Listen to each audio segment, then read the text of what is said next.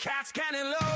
We spill the tea, we spill the wine. Have the stories of yours and half of mine. We laugh and cry, we overstand too long. Podcast never now, just double the crutch. Double trouble live, with twice the mess. Double trouble live, no stress, just yes. We got hot takes, bad breaks, and zero seal. Double trouble live, coming at you for the thrill.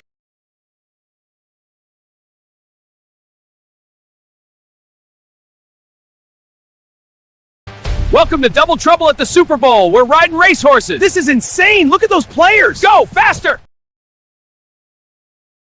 Now offered at the Great Race Place. $3 late pick 3 featuring the last 3 races. $5 late double on the last 2 races. Both with a player-friendly 15% takeout. Every race day at Santa Anita Park.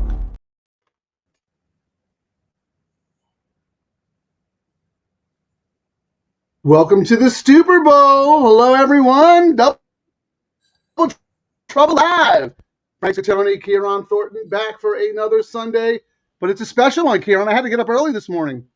I'm shocked. I saw you poking around when usually vampires are still sleeping in their coffins. Well, that's two days in a row I had to get up early. Yesterday I had to get up early for an 8 a.m.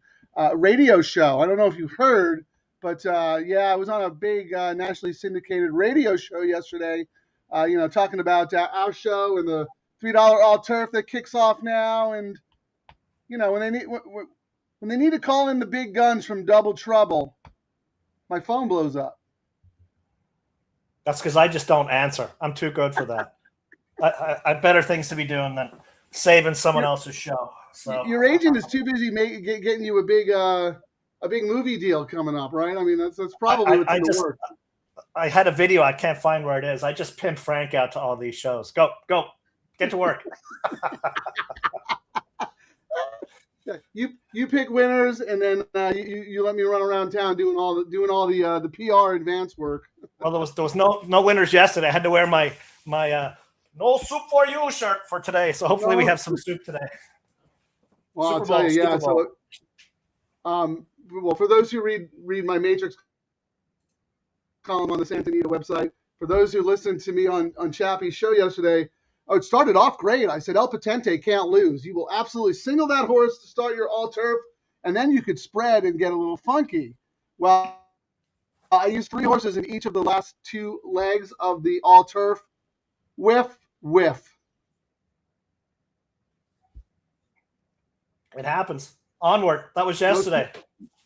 You know what? I like that attitude. But real quick, thank you, Andy, for joining us. Happy Super Bowl Sunday. Yes, let us cash some tickets. Andy's he's ready to fire away. I love it. We got right 15 into minutes. 391 to start here. We're getting. And then please, will you join my live? I don't know what that. We'll check it out. All right. Kieran, put your ticket up. Let me refresh my screen. I'm gonna have to I reboot my internet, and so I'm gonna need. I spread quite a bit today, and I'm spending a little bit more money, but I figure we're all in gambler mode today. And there was a couple of horses I could single per chance, but then I was like, I had angles for the other horses, so I kind of cavemanned it a little bit, and then I figured I can come back and save the day with, the double. And the double, the late double today, I don't think is easy as we think, even though there's a possible single. We got a race. The last race could bring chaos so I think there's money to be made here, Frank, today. Well, I think the all turf is, I think this is the toughest sequence we've seen since we've started doing the show. I think it's really hard. I thought this race was absolutely impossible. Let me just look at your numbers real quick. So you're 579 and then 5498. So yeah, you're using a bunch of horses and then the 3. You're using a bunch. Look at me, yeah. Kieran. I don't usually do this. That's the late. I don't like to do caveman tickets. I could not narrow it down. I mean, I'm using like 7 horses here. I was the same. I initially did that one. And whenever I do my pick threes, I always do a caveman, and I work from the caveman, and I start pulling you carve it horses out after you do the caveman, right? I couldn't do it today. I mean, I tried as best I as I know. could, and I just couldn't pull it apart because every time I made an argument for one horse, I made an equal argument for one of the others, and I'm like, do I want to get beaten by the other one trying to save $10 or $20? So I was like, let me start with this. If you had to only pick one horse in this race, who would it be? You could only use one. If I could only use one in here, when I first handicapped this one, it was the number 4 Jimmy Blue Jeans for Frey for Papa last out.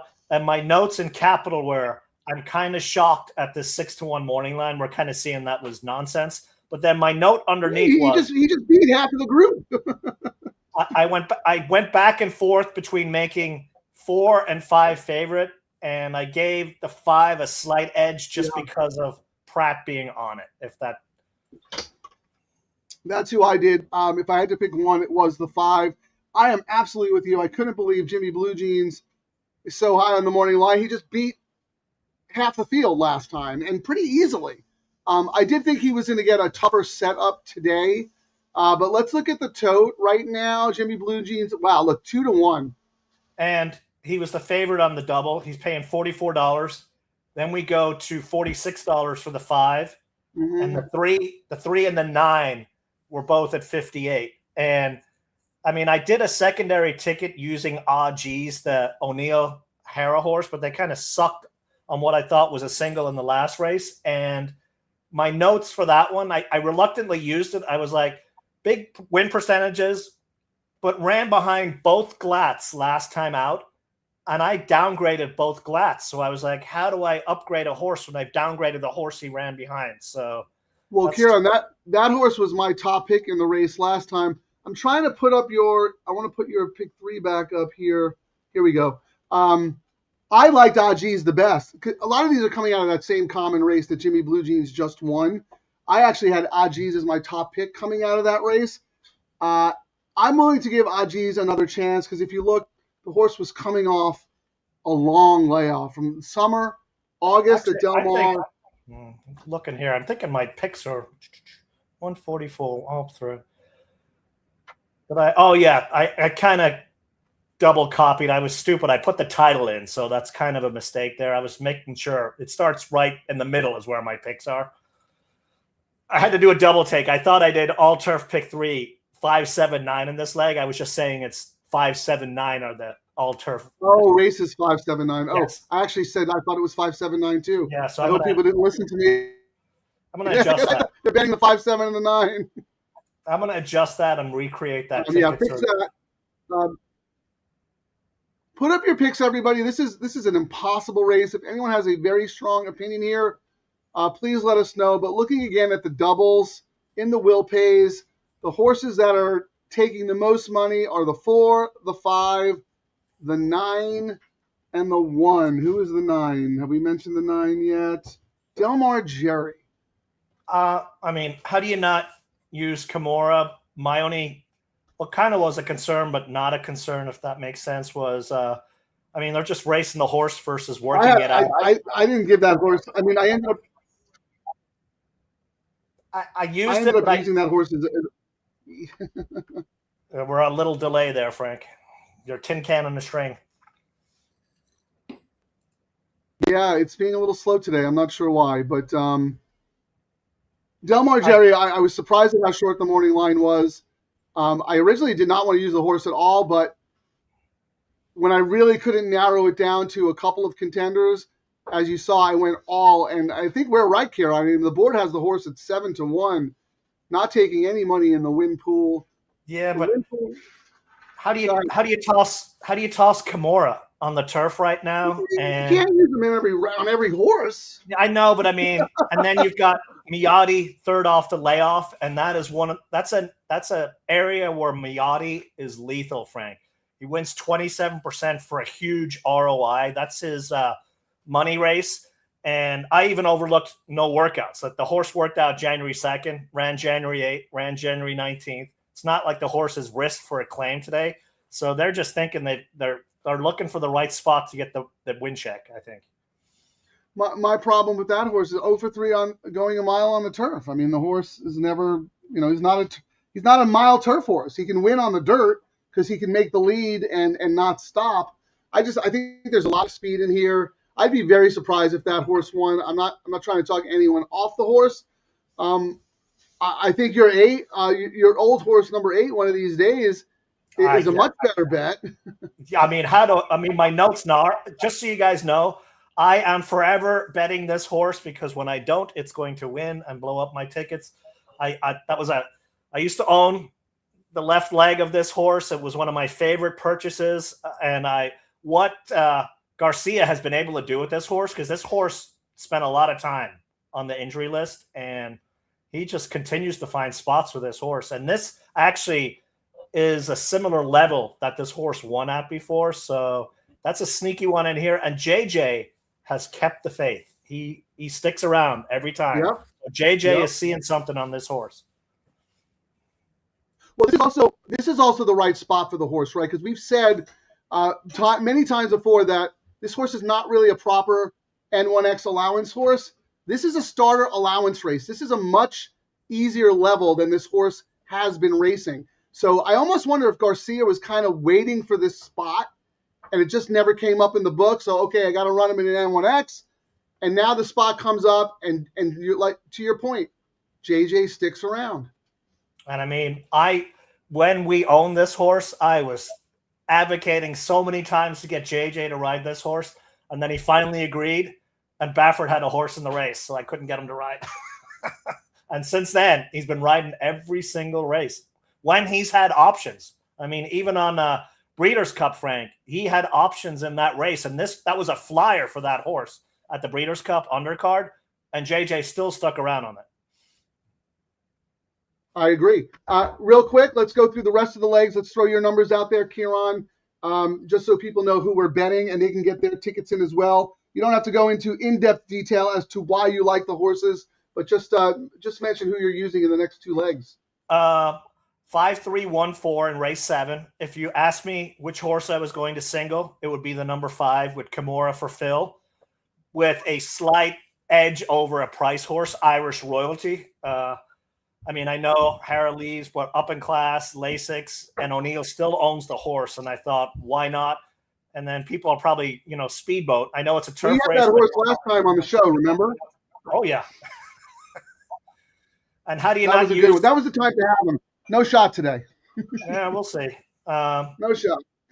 Sumter, Pratt riding, screaming workouts. How do you discount that one? And then, we go to the last race, and my ticket is probably a lot different than most people. I'm just taking a swing at prices in the last leg, Frank. I ended up putting Lahaina Flavor. There's a theme here. Kimura lost by a head last out under Rispoli, when he came from the clouds too late. You got Balladeer in there who lost by a neck, but I think that was the best race Balladeer's had, and I've seen Balladeer's races all the time. And that was his first time on Lasix. This is second time Lasix today. And I said, do not discount this paycheck horse in this spot. And then you've got Uncle Happy, the number 1. I'm actually not even using Genius Jimmy or anyone else. So I'm going for it today. I'm very different than you in that last leg, but don't get me wrong. If you saw my matrix, I have all of the horses you mentioned as Bs, but my As in that last leg are the 7 Genius Jimmy and the 10 Hiding in Honduras. But that is as tough a race as the first race here to start off. And then I'm sandwiching. If you look in the middle there, I'm tight. I'm with the 4 and the 5 in that sprint race. Sereno Sky, Kieran mentioned that. And then I thought Speedboat Beach ran too good to lose last time. I didn't like the horse last time. I think Kieran needed Speedboat Beach for his lungs that day, and he lost at 4-5 by a neck. Yeah. Yeah. That was a heartbreaker. And I was surprised you didn't. That wasn't your top pick in here in this race, because I think that horse is going to be very, very tough after that race under the belt. Now getting on the main turf course, which plays a lot more to forwardly types than the downhill does. So I thought that race was the 4-5. I am using him, and even looking at the will pays and the odds right now, 4 minutes in, Frank, I think Yep. at least right now, we'll see what the result is. I was correct in tossing the 1 and 2, the Glad horses. I didn't like what it was. I mean, I do have the backup ticket with the 3, but I think that's just to make me feel better with, I feel like I can't not use an O'Neill and a Harrow horse, but I like the prices here. I mean, look at these prices to start off the all turf. If you can connect today, you're going to get paid. This is the one that we talked about. We're like, the sequences have still paid really well, but they've been pretty formful.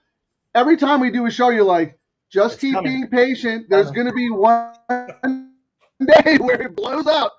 And I think this could absolutely be the day. This race and the last race are extremely difficult.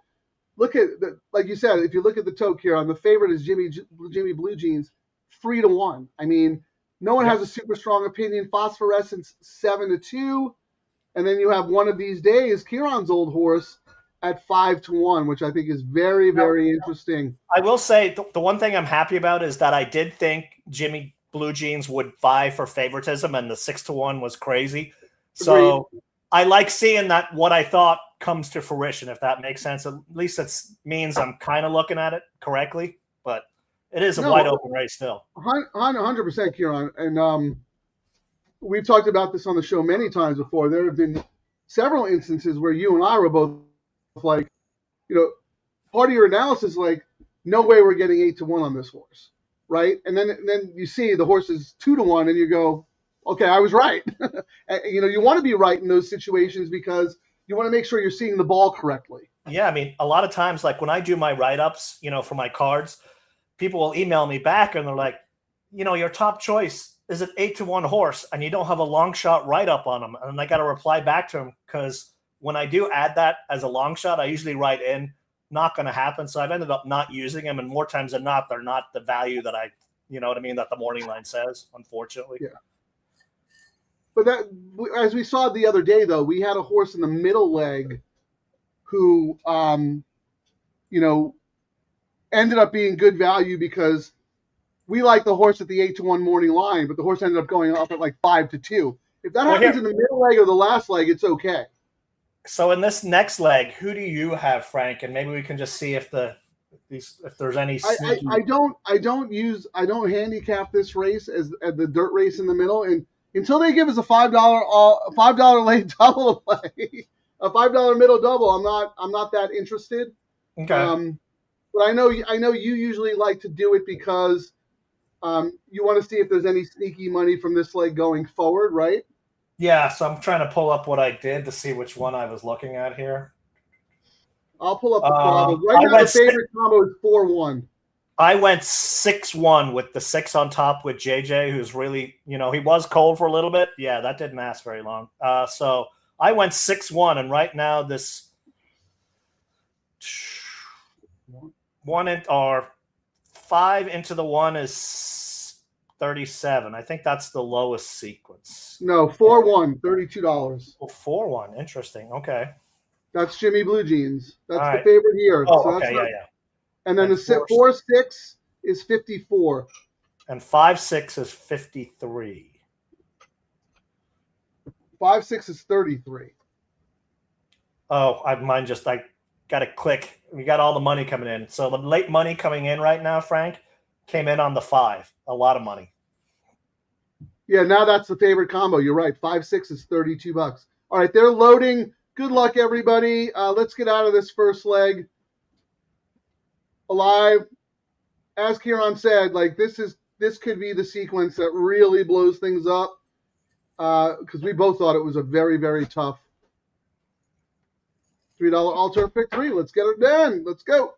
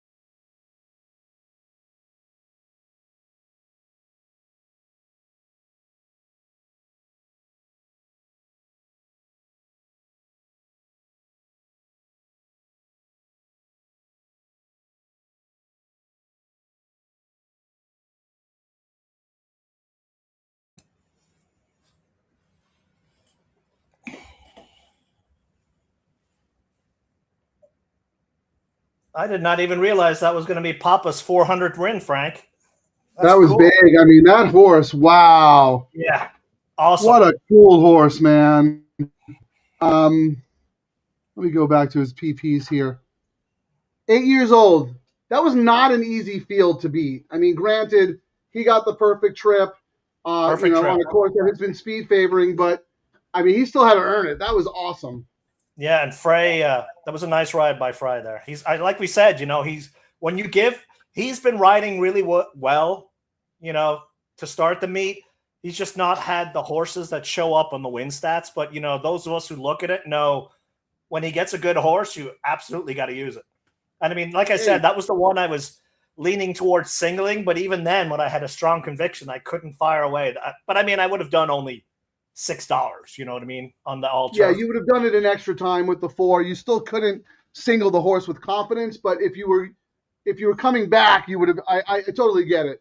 Because I felt the same way. I used like 8 horses in that race. After the last couple of days, Frank, I was sweating in the turn when I saw Cattell, come. I was like, "Are you going to tell me again? Someone's going to fly from the clouds and run me down, the one I didn't have, I was terrified when Frank was calling Cathal because I'm like, I did not use that horse. You could tell the cadence in his voice. You're like, he could tell that was the horse that could have upset the apple cart there. Right, but that horse did what the horse always does, flattened out. So I'm so glad to hear that. I would have been, he called one of these days coming late. That would have been fine, and Ajiz would have been fine too. But hats off to Papa George P. Papa Padroma with his 400th win and with a cool horse too. So that's awesome. Dan H., thank you for joining us. Charlie Steinbrenner, thank you for joining us. Super Bowl Sunday, let's go. He started off 3-4, so he's alive. Nice job.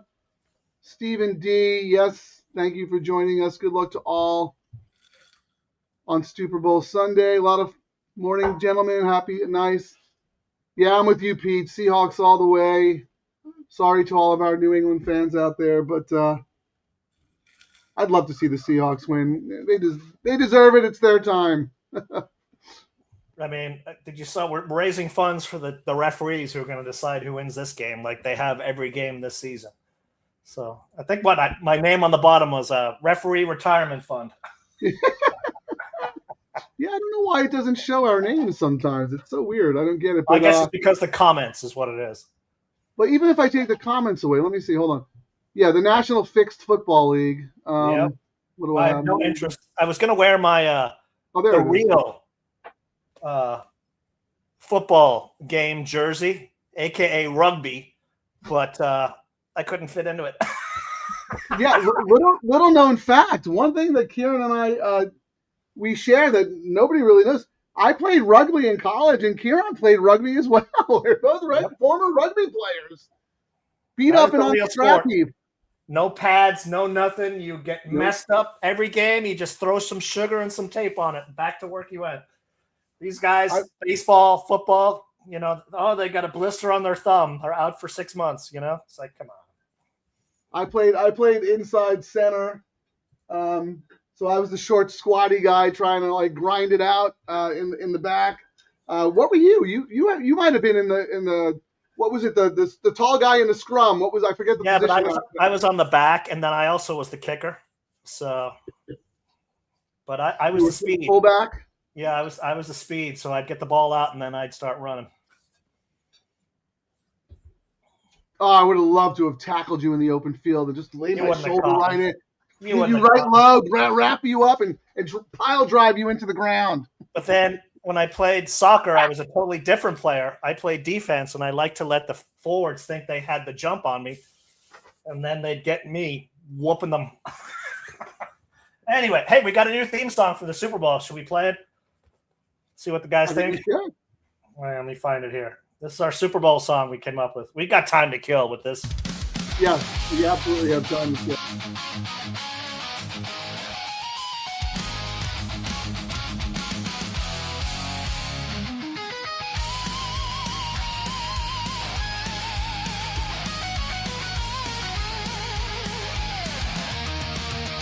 On February 8th, Super Bowl Sunday hits. Levi staying lit. Bad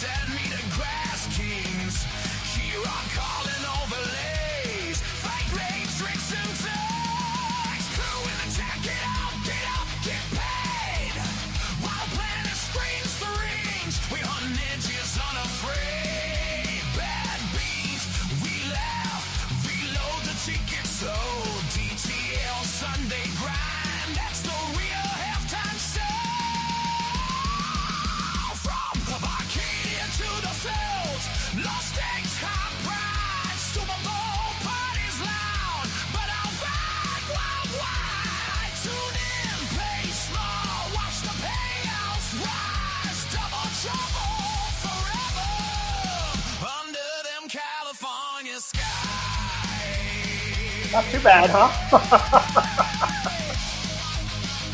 Fantastic. I love it. I mean, I figure a lot of our viewers are old farts who appreciated the hair bands back in the 80s and 90s. So I absolutely love it. I mean, AI is going to wipe out. I mean, the amount of music that's going to be AI generated and movies and stuff in the next 10 years, Frank, people are going to be looking back and going, remember when actors were real people? Well, with my publishing background, I think of intellectual property all the time. And so who owns the copyright to that song, Kieran? Is that you? Are you the composer? Like, could you get that published as a songwriter? I mean, Yes. can you publish this? Okay. I own it. About to be Grammy nominated. You don't own the songwriting credit with Grok? No. Well, Grok is great, but I tweak everything because they come back. No, I know that, but I'm like, I'm not joking around. I'm being very serious about this. Everything's you. I mean, what is crazy though is, I mean, with writing, and I've written a lot myself, and I'll eventually get around to writing the 10 books that are in my head. But you can just tell people who use AI to write stuff. Oh, for sure. Absolutely. It's so bad. Like I saw a funny comment where someone said, usually my buddy's email replies would be to, me get money. Like when you drunk text. And then, yes, that too. And now he's like, I would like some Grey Poupon, and 4 paragraphs later, and yeah, he had AI write his email reply to me. The other big tell about AI is if you read something and then there's like a moralizing summary at the bottom, yes, where it's always like, this story shows the spirit of the human heart and the strength and fortitude when you never give up and you keep trying. There's always something like that at the very end. Immediately that's an AI scripted message. So Frank, yeah, I was going to say, I mean, just looking at the will pays in here, the 6 ended up being the chalk. That was the one I went 6-1 in this race, and I had handicapped it, and the double's paying $31, the 1 is paying 35, and the 3 37, and on the pick 3. The 1 was on the pick 3, the favorite, Frank, was the 3. That's all right, Mama, at $83. Then it went to the number 1 at 92 and the 6 at 98. So they've kind of changed their tune. Let's take who do you think is going to go off favorite here? I think the 6 is going to go off favorite, but let me ask you a question. I mean, I think I know that you're going to say it. We both agree they're probably going to send the Pratt horse in race 7. Something. That's what I was getting at. I want to look going forward. So who do you think is going to be favored here? So let's look at that horse in this leg to the horses we like in the next. I think 6 is going to be favored here, and 6 into the 1 is paying 14. That's actually not the case. The favorite into the next leg is 2. Oh, I'm looking at the exactas. Okay, when you hover away, it moves, which I know. So 6 into 1 is paying $23, Frank. 1 into the 1 is paying $19. So that looks like, looking all around, that looks to be the lowest of the pays in the next leg. Okay, so yeah, the current favorite right now is the 5. So let's look with the 5. Actually, that's funny. The 5 is not the favorite going forward, but 5, 2, and 3 are both paying $31 into the 1 in the next leg. I mean, it's still super early, but I don't think we don't have enough money in the pool to get an idea. We probably still want. Because look at the 2-2 combo, Kieran. It's 24. Yeah, you know what I mean? It's like I think there's only $3,000, $3,800 in the pool right now. Well, you know what? Speaking of pool sizes, shout out to the DTL crew for showing up yesterday with no show. We looked at the pool sizes for all the wagers, all turf, late pick 3, and late double, and they were phenomenal. So thank you guys for supporting Santa Anita and showing up even when we don't do a show.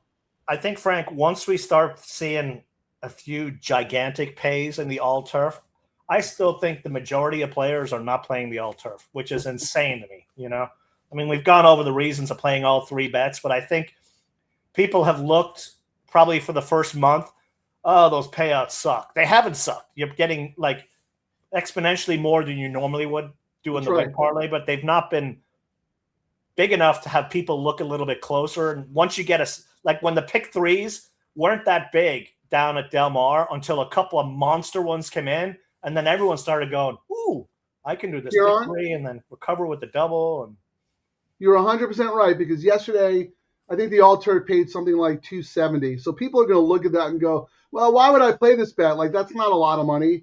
But if you look at what the win parlay paid, which would have been like maybe $150, it's tremendous value. But you're right. It's not that big flashy number that's going to make the casual player go, oh, now I get it. Now I know why I should be playing that. But the funny thing is, as tough as we all thought that first race was, the second choice ended up winning. So we may not get the payoff we were expecting today. Yeah, it is what it is. But I mean, I still think there'll be enough money in this pool. I mean, this also, the next leg is not an easy leg either. I mean, I thought, I mean, Pratt on the number one, Sumter makes it, and they gave the morning line, so everyone bet that one. But I ended up putting that one third choice, Frank. I mean, did you have it as an A or your top choice in that race? Kira, my A's, I was with you. Sereno Sky and Speedboat Beach are my A's, but I have 1, 2, 6, 7 as my B's. But in my all-turf, because I spread so much in the first leg, my all-turf, I only have the 4 and the 5 in the next leg. Okay, well, that's not a bad spot to be on. I mean, and you know why I did that? Because I wanted. Sorry, I didn't mean to interrupt, but I just had, because it's your theory about handcuffing. Yeah. So I have the 4-5 in the middle leg of the all turf, but to start my late pick three, when we put those up, you'll see that I also have the 1, 2, 6, 7 to start, because we like to use these bets in conjunction with each other. So I have the 4-5 in the all turf, but in the late pick three, I have the 4-5 and the 1, 2, 6, 7.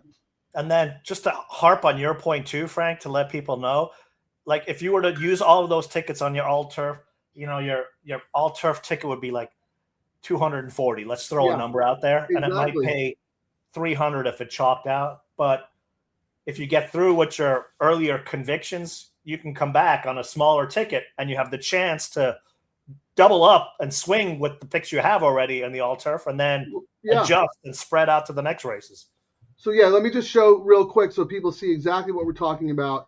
So this is my all turf, right? You look at that the middle leg there, 4-5. Okay, here's my late pick three. 4-5 are my A's, so that's my A ticket. But then look at my backup, 1, 2, 6, 7. So I'm still using other horses in the next leg, even though I didn't use them in my all turf. And that's because we like to play these bets. And I give Kieran full credit, since I'm all about protecting someone's intellectual property. Kieran calls this handcuffing these bets together, handcuffing the wagers. And I'll let you do a brief explanation, and then I want to play the video again for people who are just joining us and want to learn how to play these low takeout wagers together. Simplest way to explain it is all three bets are combined. Just think of them as one rolling bet. You start off the first leg.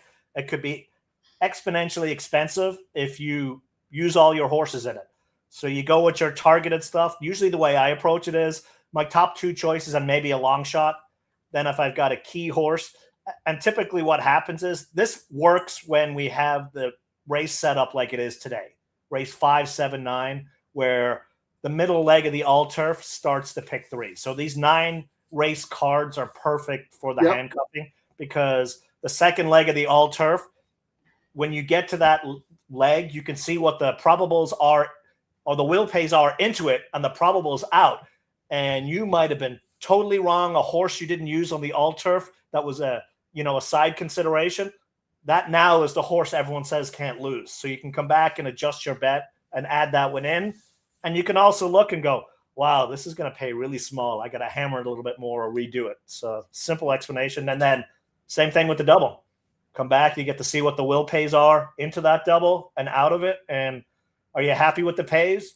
No. Hammer it some more. Simple as that. This video is rated M for mature audiences, features themes of drinking, gambling, and BDSM handcuffing. At Santa Anita, 3 low takeout bets can supercharge your day. The $3 all-turf pick 3, the $3 late pick 3, and the $5 late double. Think of them not as separate tickets, but as one collective bet.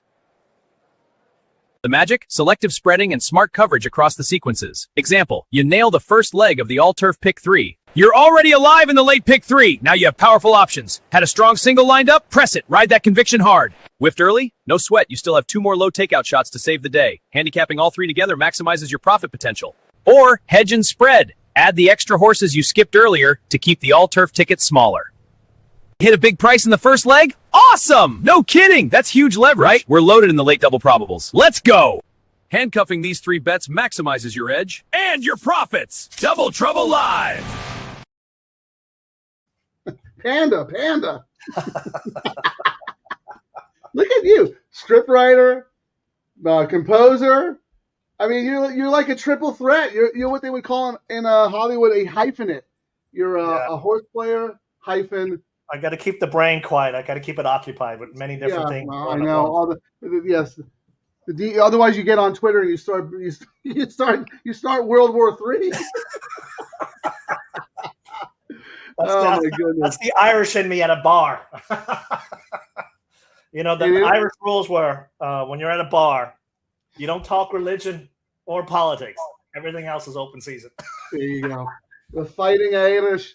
Here, Dan H., look at this. Kieran, graphic game strong. Thank you, Dan. If you can't have fun drinking, gambling, dogging horses, I mean, why are you even alive? Let's go. I mean, it's Super Bowl Sunday. Super Bowl Sunday.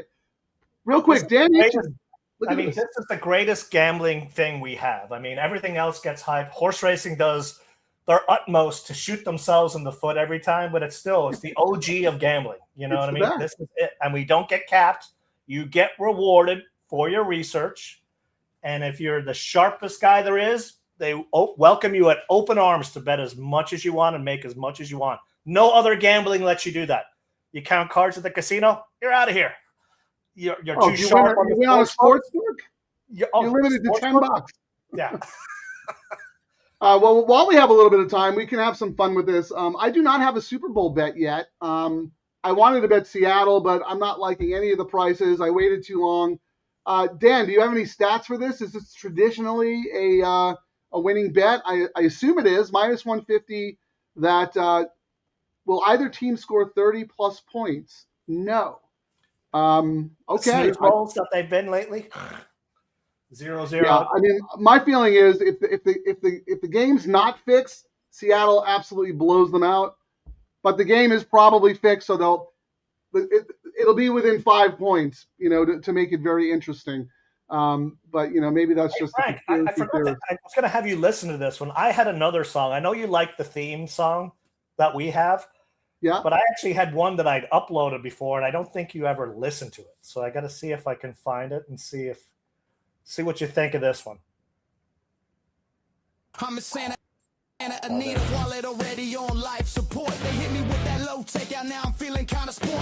15%, bro, that's basically free money. I'm about to turn $11 into a yacht by Monday. Low takeout, man. I like this actually. Trouble, I'm doing this thing. My pocket's doing the running, man. Low takeout, man. Bookies crying in the can. Low takeout, baby. 3 straight lawns. If this thing hits, I'm buying the whole damn barn. Grass to grass, no dirt in my life. I'm so all turf. I might start photosynthesize. Santa Anita, low takeout got me acting unwise. Told my wife, babe, I'm rich. Now she want alimony twice. Double trouble on the mic. Because I'm seeing low takeout was all turf and retirement dream. If we hit this pick 3, tell the valley keep the change. We're reading lobster tonight on a $12 range. Boom. Thank you, Santa Anita. Good night. Dude, that's the outro song. Yeah, what's that?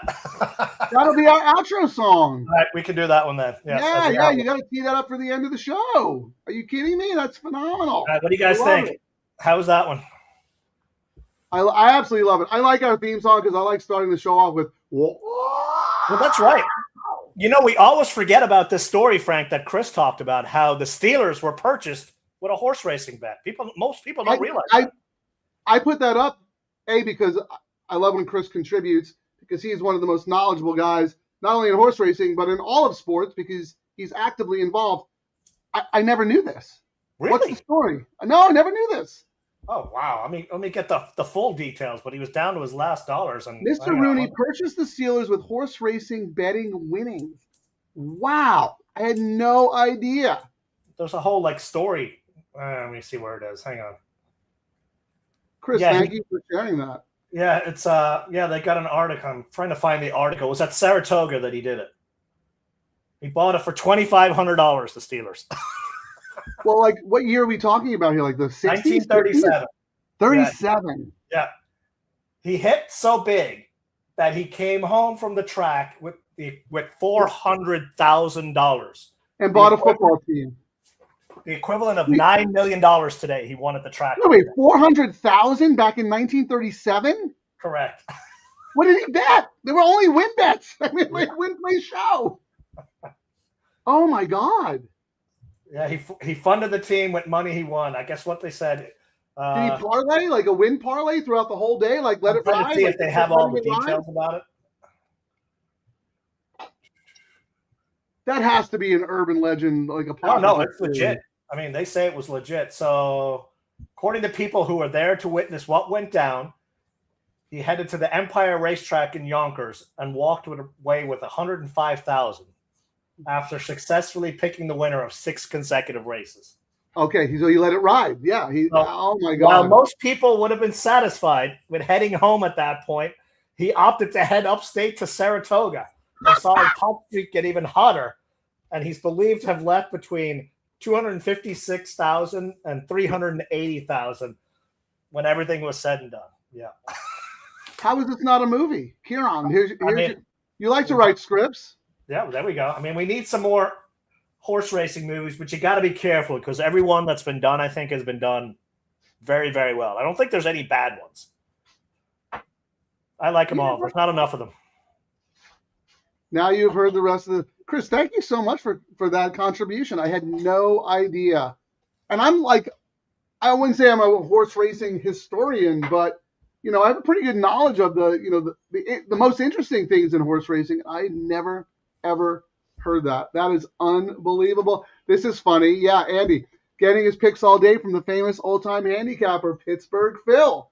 That's right. He was a legend back in the day, Pittsburgh Phil. Oh, yeah, this is a movie. This is a movie. Wow, very, very cool stuff. Chris, are you working the game? I know it's not a Niner game, but it is up in that neck of the woods. Chris does radio for the 49er radio broadcast. Works with the team up there. Share some insight. Pete, nice, love them both. Oh, he likes both songs. Very creative. Excellent. Here's Dan. The Super Bowl total is 45.5 this game.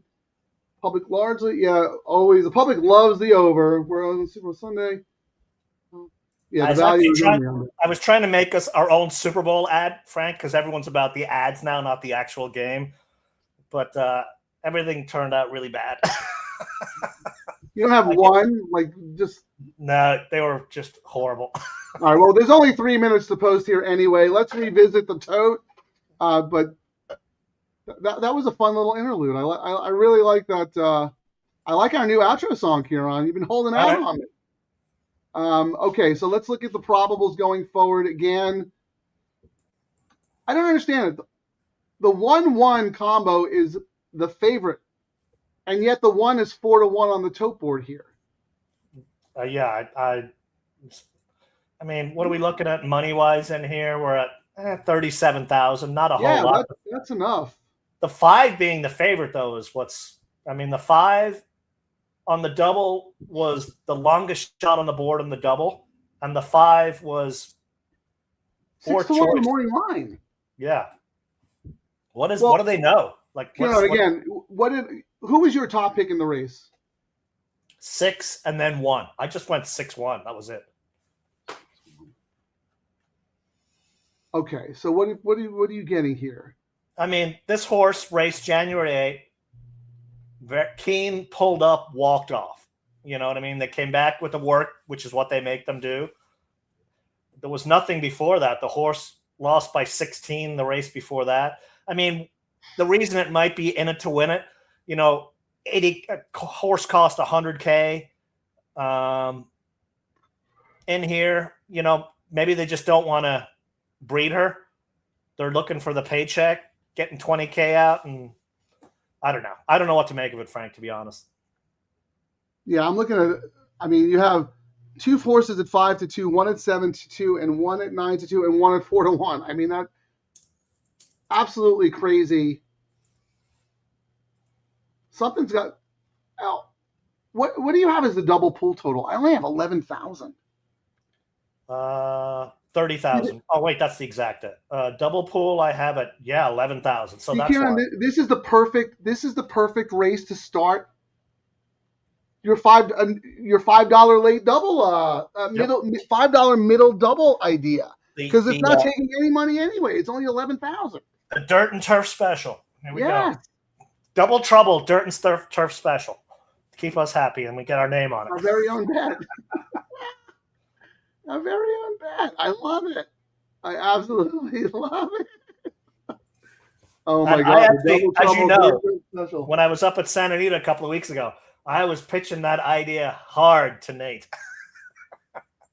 I was like, "Give us this bet. Give us this bet."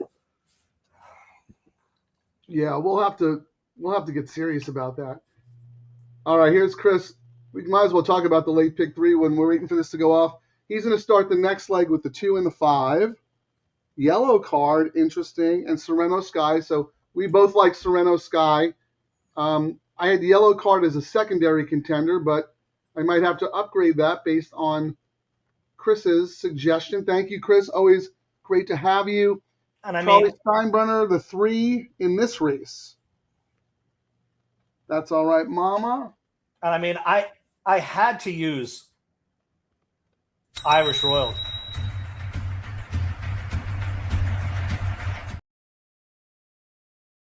Was what was going to get me off my losing streak, and sure enough, it did. I will say that horse, if that horse wins, I won't be mad. I didn't use that horse today, but that was a horse where Kieran and I absolutely both loved on the show. Oh, it was talk about placed perfect. Placed perfect. And we got such a great price on the horse. We had a huge winning day. See, the difference, though, is I actually made a real case for why I like the horse. Kieran's handicapping angle was, well, it's Irish. You know, I always bet the Irish horses. Oh, yep. Well, that's it. Pretty much it. Yep.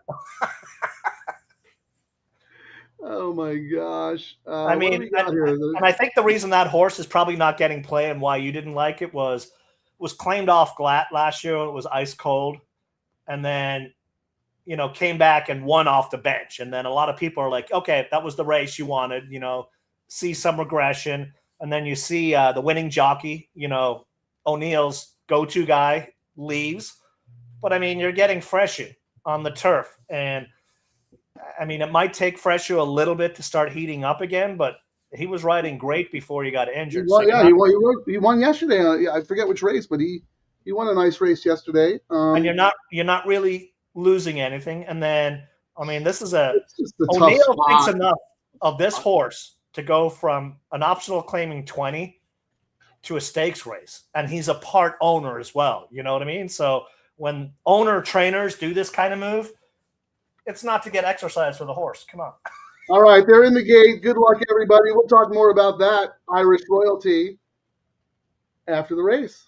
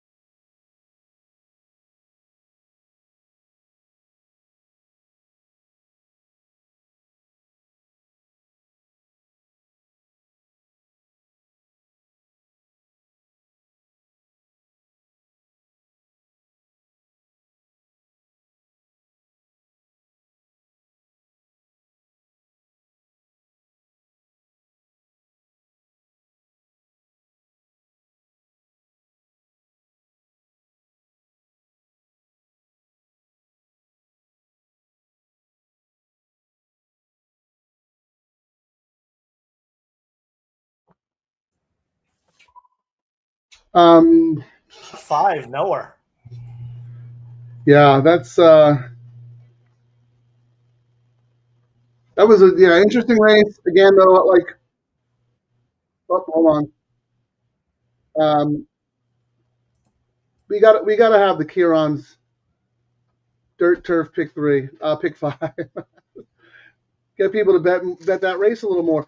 Real quick, public service announcements. If you are watching on X and watching in the platform and leaving us comments, thank you, but we do not see those X comments.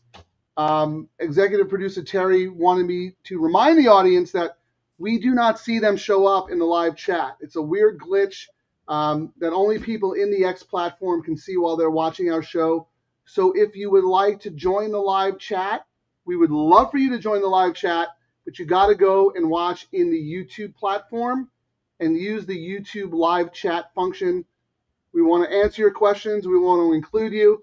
You can watch on both, but if you want to comment and chat, you got to hop over onto YouTube, and you could watch it on the Santa Anita YouTube channel.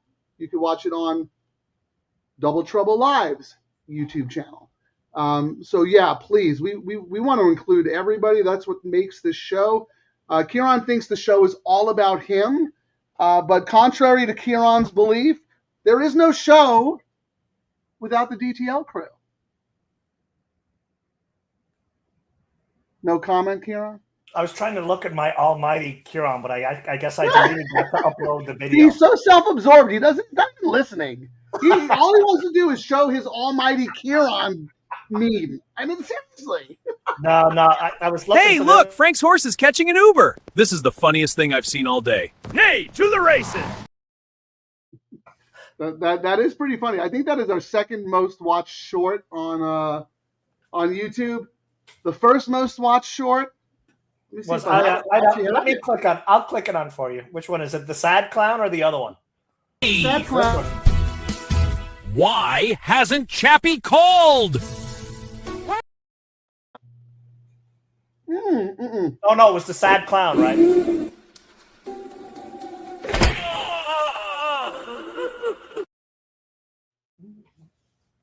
Number one most watched short on YouTube. Unfortunately, we don't have 500 subscribers yet, so we don't get paid. I know. I mean, I even made a Beavis and Butthead one of them. This rules. Yeah, double trouble. Live, yeah! Cool. All right, time to get down to business. We're going to have to make a like and subscribe video and just play it relentlessly on the show until we get to 500 viewers. Or we're going to have like a Jerry Lewis telethon. I mean, we get to 500 viewers, we'll do a $500 bet live on track next Saturday. We have the best ratings of any show out there. You look at some of these other shows, it's like 9 people watching. And they got right here, real quick on X. More than 250 people just watching on X alone. I mean, come on. Can we get to 500 subscribers, please?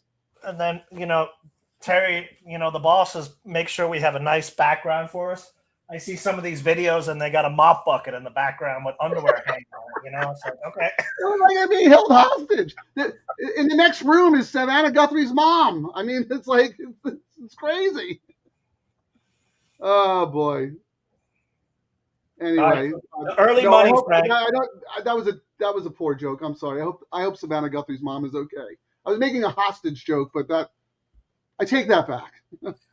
The early money flooded in on Sumter, Frank. So we're already at $31K in the pool, and $13K of it came in on the number one. And the will pays.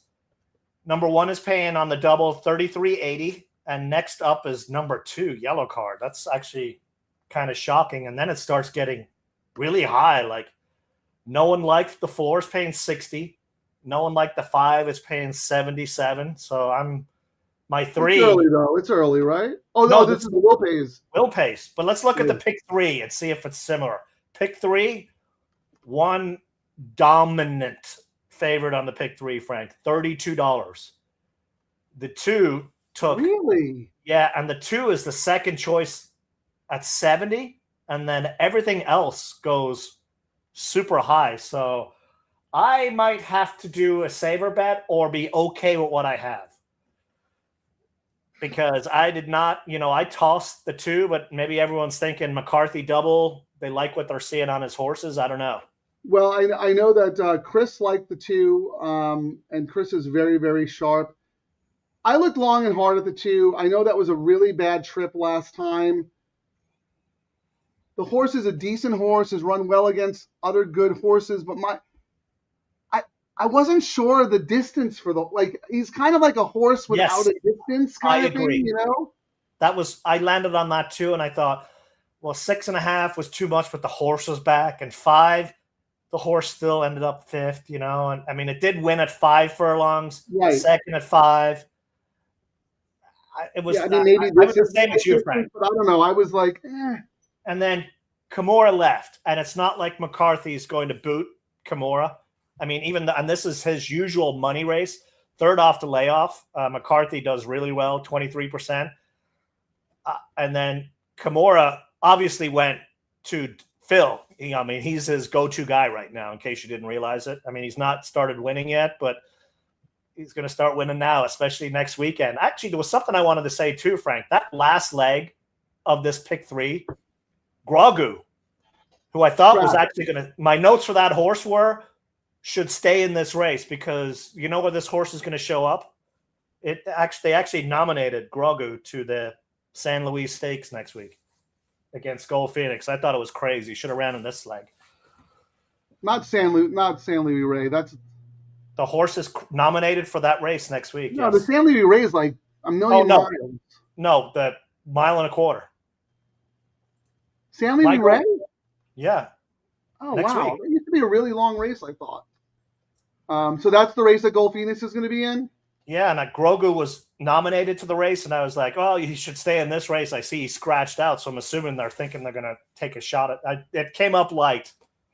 I mean, I don't. Yeah, they're not scared of anyone in that race. Oh, no. It's to use a phrase you use in a write-up a lot, they're a bunch of tomato cans.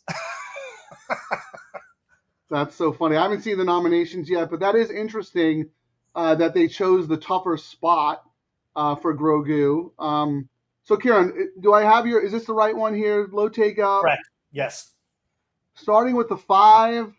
God, why is everything spaced together, man? I don't know. I even put spaces when I put it in. I don't know. Since they did that update, it's been doing that. So let me see if I can.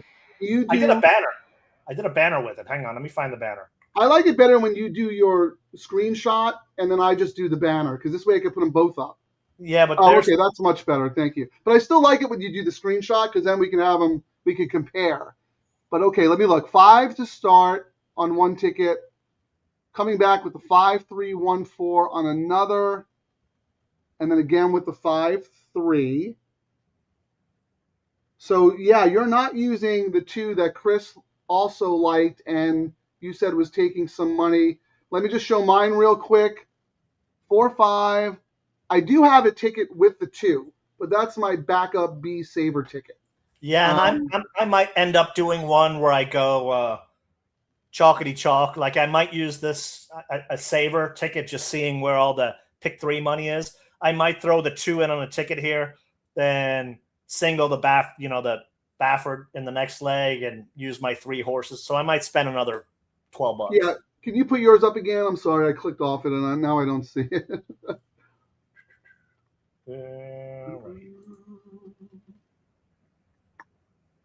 And it's one of those things, Frank. I'm okay spending the money on this pick 3 today, because I think the doubles you're going to have to hammer with conviction, because it's a 4-horse field, and even if you pick the long shot Pratt horse, the doubles aren't going to pay crazy. So speaking of the doubles, be in the pick 3 today. Speaking of the doubles, there's only 7,000 in the pool right now, but going forward in this leg, the favorite combo is 1-4, $9.60, and then the 1-2 is $10.80, and the 1-1 is $13.40. not as big of a favorite as I mean, I'm all about Explorer. Who did you like in that race? I actually gave the nod to Super. Really? And I gave a big chance to the Pratt horse. And then my notes for that were, if Explorer's not going to, I mean, the way I saw the race flow, I mean, there's only 4 horses, and a lot of people saying Explorer lost that Breeders' Cup race because too far back.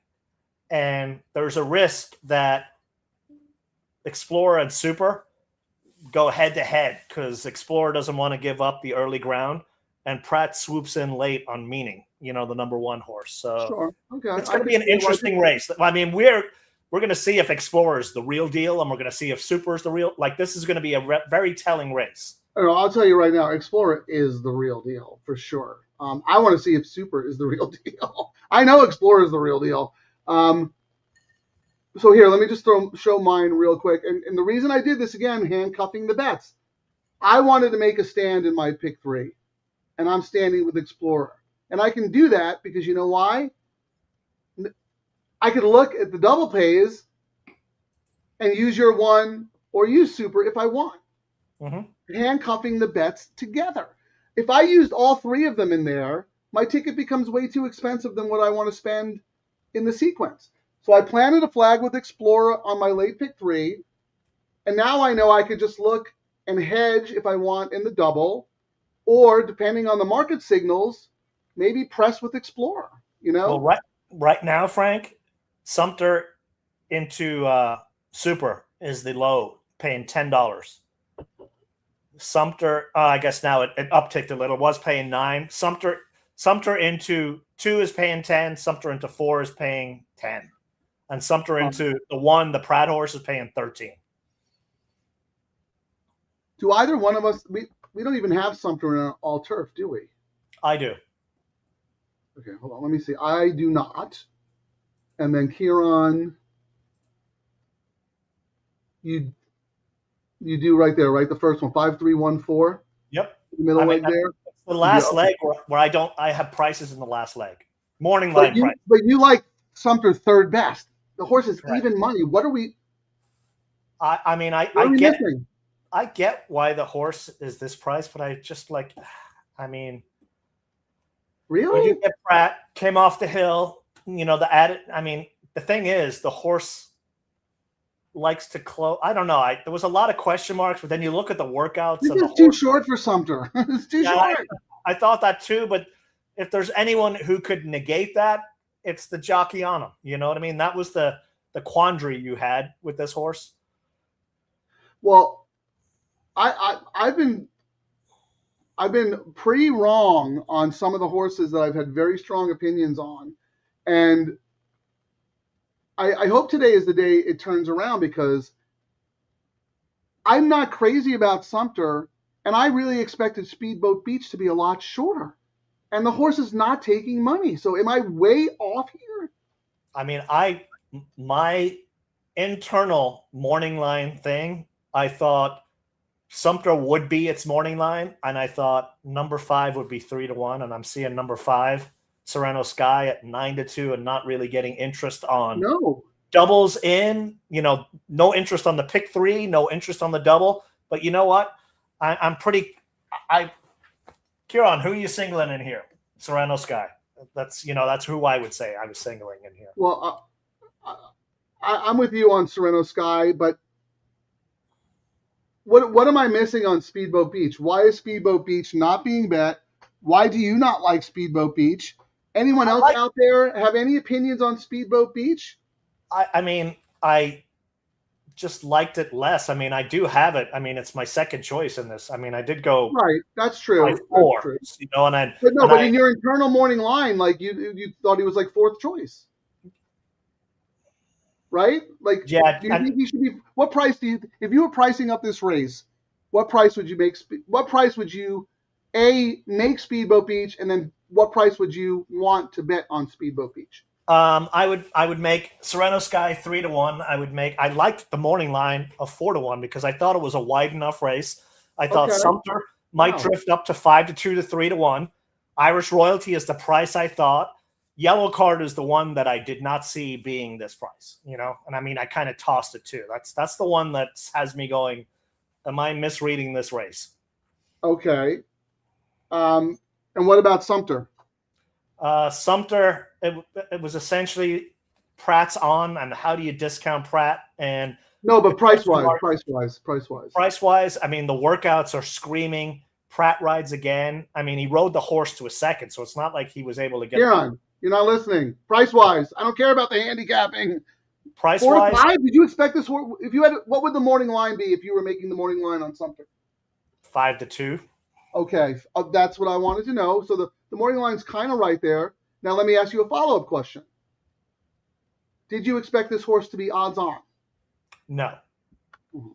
But we're still 10 minutes away, but no, absolutely not. And what's interesting is when we look at all the betting in this race, Frank, Yeah. both the 1 and the 2, it's all been win money coming in on both of them and very little show money. Like the 1 is at 22.5 to win, 29 to place. Okay. The 2 is 10-2, 1,500 to place. So the people betting the 1 and the 2 are putting it on the nose. You know, they're not hedging at all. The 5 is getting the hedge money. You know, 6,000 to win, 2,300. I think we're too far away. I think we're going to see some movement on these. All right, fair enough. We can hold off on that for a minute, but let's focus on the bets that are set in stone. And you mentioned them already. Let's go over them again here because now I'm looking at it myself. The pick 3. If you have Sumter in the pick 3, you are getting back for $2, $65, right? Pick 3. Actually, can we use yours because you have it for the $1 payoff, right? 32.60 will pay. What's next highest? Next highest is the 2 at 70.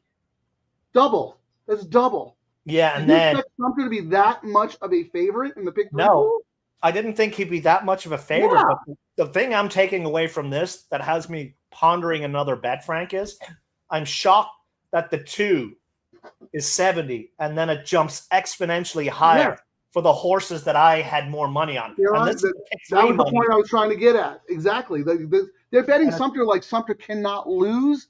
And if Sumter does lose, the 2's going to win. And it's the same on the double as well. They're betting Sumter and Yellow Card like it's going to be either one of those 2 horses and Yes. the other ones in the double and the pick 3. Yeah, no chance. But the difference is in the double, they're kind of close together, right? Yes, But in the pick 3, Sumter is a massive favorite over the 2, correct. paying half the price. It's very, very interesting wagering. And if you look at the win pool, the money is showing up on Sumter in the win pool. Yellow Card is taking that steady action as the second choice. My Speedboat Beach is dead. Our Sereno Sky is dead. Like, this is crazy to me. I'm looking. I was just looking. I don't think Pratt's won a race here today, is he? Is that why they're betting that Pratt's due? Pratt has not won a race here today and he's been flying all over the country. He's been going from Aqueduct to Oakland to Tampa and then out here for today's races and hasn't won a race. No, Kieran, I'm so confused by look. Sumter is a very nice horse, and if people like Sumter, I get it. And you want to get take 2 to 1 on Sumter, 8 to 5, fine. 4 to 5? What has this horse done to deserve to be 4 to 5? I think it's just the Pratt angle. But even in the multis too, like I don't know. I feel like the pick 3 has a lot more sophisticated money, and that horse can't lose in the pick 3. Like, You know what? can't lose. If I go down in flames on my pick 3 and my all turf by not having Yellow Card, so be it. I'm not going to do a side bet. Yeah, I'm not DTL Crew, help us out here, please. We know what Chris Padrats has, the 2 and the I forget who his other horse was, but I know he liked the 2. Dan H, who you got? Anybody? Charlie, Chris Babcock, Pete, all you guys, let us know. Are we missing something? Who are you starting your late pick 3s with? Are we wrong about Sumter? Is the public right, or are we? We'll find out eventually, but 8 give minutes. us some clues. What? Yeah. I said we'll find out who's right and wrong pretty soon. Yeah, I mean, I know I've been a little chilly, and there were a couple of horses where I built my day around that I thought, like, couldn't lose, and they were just horrendous. But Kieran's been very good about the prices and pricing up horses and figuring out who is going to take more money than the morning line or less money.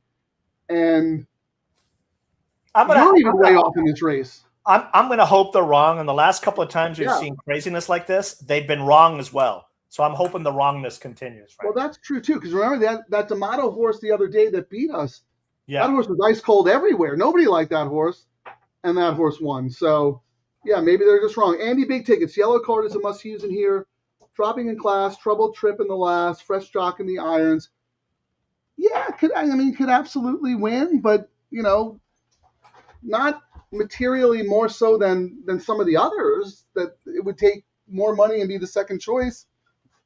This is very interesting. I mean, the stats for this particular race, though, Frank, the favorite wins 45%. And 65% of the time, the horse is under 5-1. And if it blows the tote up, it's over 10-1. But there's not enough. Here's the thing. When you say, and again, I'm not trying to challenge or be an argumentative. I want to just clarify, when you say that for this particular race, because it's a stakes race, are they counting the stats from just the Clocker's Corner or for every race at 6 furlongs on the turf course? I think they count every race at 6 furlongs. That's a stake / handicap. Okay, fair. Oh my God, look at this. Write this date down. We have finally arrived. Leo Vukmanovic is in the house. OMG. Oh my God. Leo, just seeing your name here is unbelievable. You made our day. Thank you so much. Look at this. Terry and I keep this right there, front and center. Kieran, are you on Leo's Christmas card list? I'm not. No, so. No one likes me. Think so. No one loves me, as we've seen. No one wants me on their show. No one has me in photos. It's just the way it is. Well, we got 3 minutes to post here. We got to take this seriously here because Leo is in the house. How about the 7? You never mentioned him. Also, can't believe they put 4-horse race in the late $3 and daily double sequence. Yeah, that is very disappointing. We have a lot of theories about that in terms of how to maximize the pool sizes based on the types of races and whatnot. But we can save that for another day. Let's look at number 7, Virat. Dan Blacker is on fire. I kind of discounted the horse, but now that Leo's mentioning him, we have to consider. Kieran, what do you got? Bullet workouts. Blacker's on fire. He in these kind of non-graded stakes races, when he puts a horse in a position like this, he puts it in for a reason. I just thought, the horse does like Santa Anita. 4-2-2 from 11 starts has done really well. And this distance is the perfect turf course too, yeah. And this horse is 3 wins, a second, and a third from 6 at 6 furlongs. So, it hits this horse smack right where you want. And the last time it raced here, last May, at this distance, it's won. Actually, the last 2 times Virat's been here has won at Santa Anita at 6 furlongs. Oh, yeah, he's kind of a specialist. Look at that. He loves the main turf course, loves 6 furlongs. I'm actually just going to put a win bet on the horse right now. I'm on my Express Bet account, putting a win bet on. I don't even need to mess around. Horse is 21-1. Leo's stamp of approval, 100%. Let me see what I put in my write-up, because, yeah, we have been ignoring that horse. I have the horse as a B, but I think it was more of a reluctant B in case I was wrong about my A's. Well, here's why. I thought the trip. Talk 3 wide. Pick 3, 7, 2, 4, 1, 4, 8. $18. There you go. Get it in. Just because Leo likes the horse, and when we're at the track, when we ask him about a horse and he says he likes a horse, we always have to look at a reason to put it in. I know. Yeah, especially when we're just focused on a couple of. When we have tunnel vision, like Leo comes in and just boom. Smacks How about us. this? Dropping some knowledge. I've been focusing on betting layoff horses to gain value. And look, Dan Blacker has clearly pointed to this meet with his stakes horses. He had El Patente Crush yesterday. He won the Cal Cup Oaks and the Cal Cup Derby. And here we are, the Clocker's Corner. He has And I safe mean, horses in his barn that he has been pointing to this meet. and like you said, Frank, we do. I mean, which is why we love the live show. We put blinders on when we fall in love with horses. I'm in love with the Phil KK horse, Yeah. and you like Speedboat, and we kind of toss the other horses to the side. So when we start looking, we're like, oh, let's look at this horse. Well, Kieran, why do we always say this is why we do the show? This is a gambling game, right? This is a gambling game. I don't care who you liked on Tuesday. I want to know who you like now in the moment based on everything you've seen up until this point. And then we're going to bet. We're not going to pat each other on the back because our fifth selection won the race. We're here to make money. We're here to gamble. Santa Anita has given us the most player-friendly wagering pools in the history of the sport. There's no better value than these low takeout, high minimum wagers. We have a target. We want to see the pick 3 get to 500K like the old days of the pick 4. And then you'll really start seeing other tracks go, they grew their handle. We're making less, but we're making more, which is how it should be. You got to take one step back to go 2 steps forward. And Santa Anita was the first to realize that the way the game was going was unsustainable. Short-term profits, fine. But if you want to be in this game much longer, adjustments needed to be made. And they've done everything in their power to try and appease and make the retail player happy, as they should. Look at our handle. That's the whole impetus of the show. That's why we do it. I keep saying my handle is up for the first time in years, and up dramatically, not like just up a little bit, up dramatically over the last few years. Kieran, you stopped playing tournaments. All you did last year was you chased the tour. You were playing tournaments because you were not getting value in the parimutuel pool. You have not played as many tournaments in the last 6 months. You know what I mean? Like you're playing because you're actually betting in the parimutuel pool. You're betting in the parimutuel pool, which is the way, as God intended. Real quick, Charlie, like to watch replays and workouts more, like the 3 in race 6, the 7 in race 7, number 5 with 2 and 1. I'm assuming you watch on ExpressBet, XBTV works. All right, they're loading, Frank. Yeah, we'll revisit this at another time because I have some questions for you, because that's one part of my game that I'm not very good at. All right, good luck, everybody. Let's get home here. Let's get out.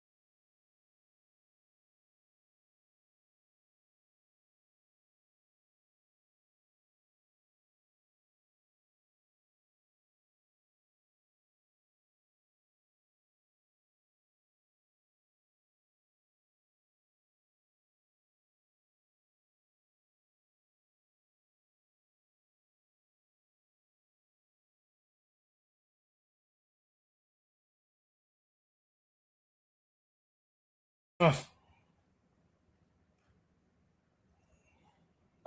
think the host of next week's show, Chris Podratz with the 2 horse and Leo Bukmanovich with the 7. There's your exacta, ladies and gentlemen. I'm pretty sure the 7 got second, right? I thought it was 5. 5 second. The 5? Yep. Did I have the wrong horse? I thought Virat was right there. The 1 came up the wood. 5 just came too late. I don't know. Let me see here. Oh, yeah, the 5. The 7's third, I think, but it's a photo. Anyway, yes, my cold streak absolutely continues. Well,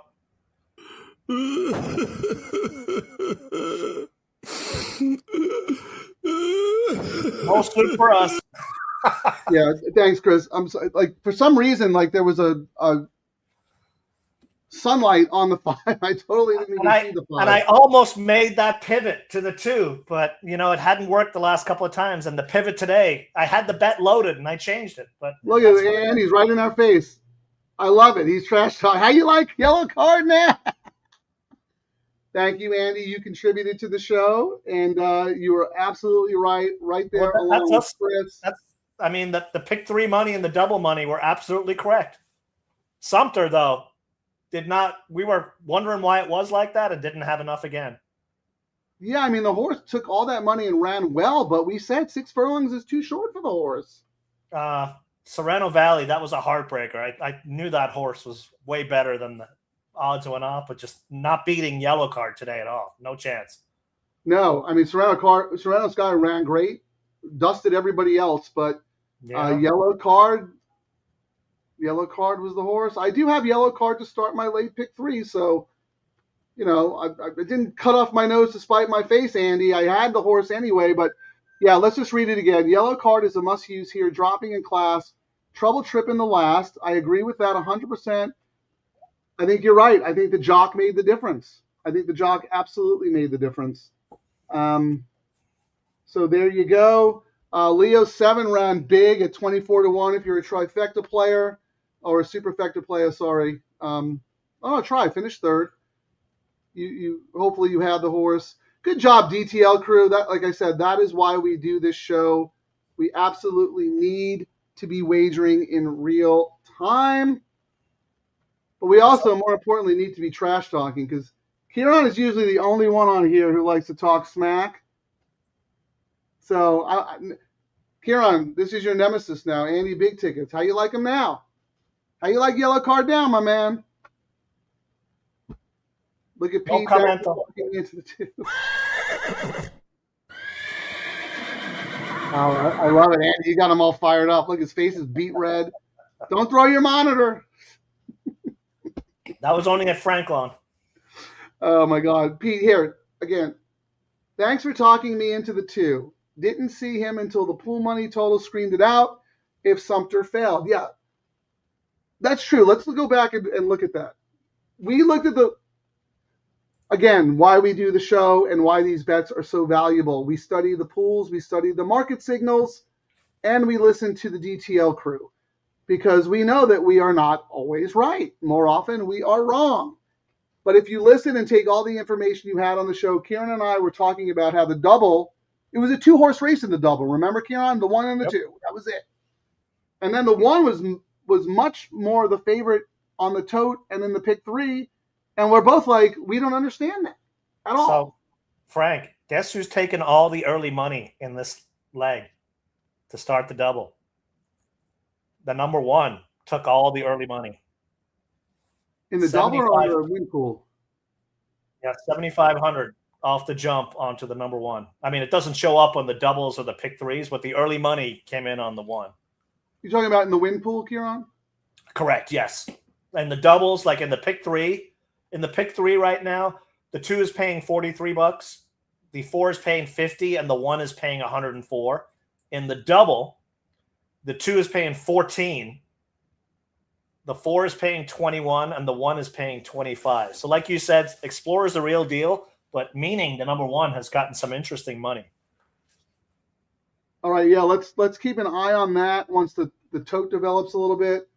Again, yeah, let me just roll through the rest of the comments because we also have another special guest coming up. Charlie, I hope you had the two in the. Yeah, thank you, Charlie. You've been a great contributor to this show. You, Andy, and then Kieran's pool analysis, put everybody on the two there. And Chris Podrat's had the two. DTL Crew is fine. And then look at this, Randy Franklin. Welcome, Randy. Thank you so much for joining us. Gentlemen, used to work for the DRF, Daily Racing for a very, very long time. This is a smart man, been around the game, knows more than both of us. He's forgotten more about racing, Kieran, than, well, I know you won't agree to this, but I would say definitely than I know. He's forgotten more than I know. Right here, here's his analysis. Try to keep. Go ahead. Oh yeah. No, go ahead. I was going to say, yeah, I've been reading a lot of stuff of his race. I've not watched a lot of his races back east, but when you do float around on the Twitterverse and horse players talking smack, I have heard a lot of negative about his rides of late. Pratt's. Yes. I don't know. Like well, there was one day, I forget where it was. We were doing like the Derby recap, the Derby Trail recap or something, and you were like, Pratt is just not, he doesn't have it today. I forget where it was, like 2 weeks ago. They go hot and cold. It's also the guys they ride for, what the stable's looking at, and the conditions of the horses, and when they're coming in peak and whatnot. And then, I mean, JJ was ice cold to start the meet. Now he's starting to heat up again. I mean, it just depends on a lot of things. Here's the other thing, Kieran, like you said, like he's been all over the country. Tire mileage. Pratt's been all over the country. Like, dude, if you're going to spread yourself out there. He went from Aqueduct to Oaklawn on Friday, then flew from Oaklawn to Tampa yesterday, and then is out here today. Yeah, so I mean, like, I don't know. I don't know that side of the game, but Randy said Pratt didn't do Sumter any favors. Rail post hurt, I guess. Yeah, I think the rail and the distance, I'll go back and watch the replay and see if Pratt had the horse in a bad spot as well. But Randy, it's so nice to have you on the show. Thank you so much for joining us. Late double time, man. Start putting your tickets together. We want to know who you are playing in the next. All right, Kieran, let's put up some info here. Let me find we're both dead in the all turf, right? Yeah, and I should have spent my $15 or $18, but I didn't. I let the two beat me. I had the ticket loaded to put in 2 with 2-4 with 8-1-4 for $18, but I decided not to pull the trigger. Maybe next week I will, because the last couple of times I've been correct not pulling the trigger on that. Yeah, you might have saved your money. You might be wrong about, the middle, whatever it is. But yeah, so I mean, I'm okay with it, but I might adjust that going forward. As you said, we always try to learn something new. All right, so here's the thing, Kieran, though. Like, if you just put your bets in this morning and forgot about them, that wasn't even a consideration for you. No, you not at all. In the moment, and you made a decision. You had, you know what I mean? Like I had the bet loaded, and I said, no, I'm not going to do it. I did come back and do a win show. You had based on information. I mean, I did come back and do a win show on Leo's horse. There you go. I paid pretty nice. I mean, you bet $20, you made 44. So double your money on a play. So yeah, between Chris and Leo and Charlie and everybody else you talked about, and Andy, if you could have gone 2-7 with 2-7. And you have the trifecta. There you go. So what am I? I'm alive in the late pick 3 because I do have that Sabre ticket there. 1, 2, 6, 7. But I'm just single to the 2. Do you have your double play up there, Kieran? Let's start with that. Yeah, and let's get serious. Now we got to get serious. Yeah, my double. Oh shit! Excuse me. Bleep. I did my major ticket, if you would call it that, was using the 2. As I said at the start of the show, I'm not betting the favorite in the last leg. I shop for prices. They may end up being a lot lower than what I think they are, but I essentially just went Lahaina favorite, 8 with Balladeer with Uncle Happy. I mean, I tossed Jimmy Genius, but I see why Jimmy Genius is a horse you like, Frank. And I also saw why you liked Hiding in Honduras. You know what I mean? It was one of those things. it wasn't crazy to me, if that makes sense. But I said to myself, I'm like, you know what? If I get beat by those horses, I get beat by those horses. I'm going to go with my feel I had when I initially went through here. I mean, I put an 8, a 12-1 horse on top just because it was the last race was, you know, Rispoli unfortunately is injured, you know, we get a new jockey change. And it was one of those rides where, I mean, now we get Kimura where he lost by a head coming from the clouds, you know, and I remember back in October when he kept doing that over and over and over again. Yeah. So I thought, you know, maybe the change here would be good. Your genius. Here's the thing, Kieran. Yes, thank you for saying that you see why I like Genius Jimmy and Hiding in Honduras. But can I just share a screen for a second? All right. Because I agree with you 1,000% about this race. Because look, we're talking about the nightcap, the last race. Let me just show you real quick. I felt like I needed to take a stand because the alternative was this. Look at my B's and my C's. I've got every horse in the field. Yeah, I mean, and that was, like you said, that was one of those things. I'm like, I'm okay if I get knocked out, but if I can connect, I'll get paid more than I should, if that makes sense. And I was like, I didn't have enough conviction where I could just hammer, you know, I didn't feel enough about the favorites. And I think the morning line for that last race was pretty good because it's as wide open as it could be. And the favorite might be 7-2, and the second choice might be 4-1, and one of them win it. You know what I mean? Or we could have a 10-1 horse win. Yeah, here's the thing. Like, you're giving me credit for liking the 7 and the 10, but I needed to narrow down in that leg, so I ended up on the 7 and the 10. But look at my B's. I got the 1 and the 8 also, and then I never do this with C's. 4, 5, 2, 9, 6. I don't have any X's. Like, anybody could win that race. That's how hard the race is. But for the purposes of ticket construction, I have to narrow down. I can't use every horse in the race, you know? I mean, I upgraded the Pratt horse because he hops on. Diego won last out. So it wasn't like Diego rode the horse incorrectly. He rode the horse great, and now Pratt's up. It might end up being Pratt's horse. I think Uncle Happy, the morning line, is junk. I actually thought Uncle Happy, I mean, the inside is no benefit. Henry Adams, the number 2, Baltus horse. Tiago's riding great. Closing kick. I had to toss it. I couldn't use it. The ticket was getting crazy. The 3, Paxawallop has a chance. I just liked Papa Dramo is riding, winning everything under the sun. And, one of my, it might be a stupid thing that's in my head, but I always love Kent de Sormo on long shots in the nightcap. No, especially when he loses by on the line, you know what I mean, in his prior race. So, that's why I ended up upgrading that. But well, can I ask you a question, Kieran? I know you like Behind the Favorite, and I like Behind the Favorite. That horse owes me nothing. I've made a lot of money on that horse because he has always had very strong closing times in his turf races, and no one has ever given him any credit. So I like your pick there. And I have, let me see real quick. I have your horse as a B. But looking forward from this race to the next, I'm going to ask you 2 questions.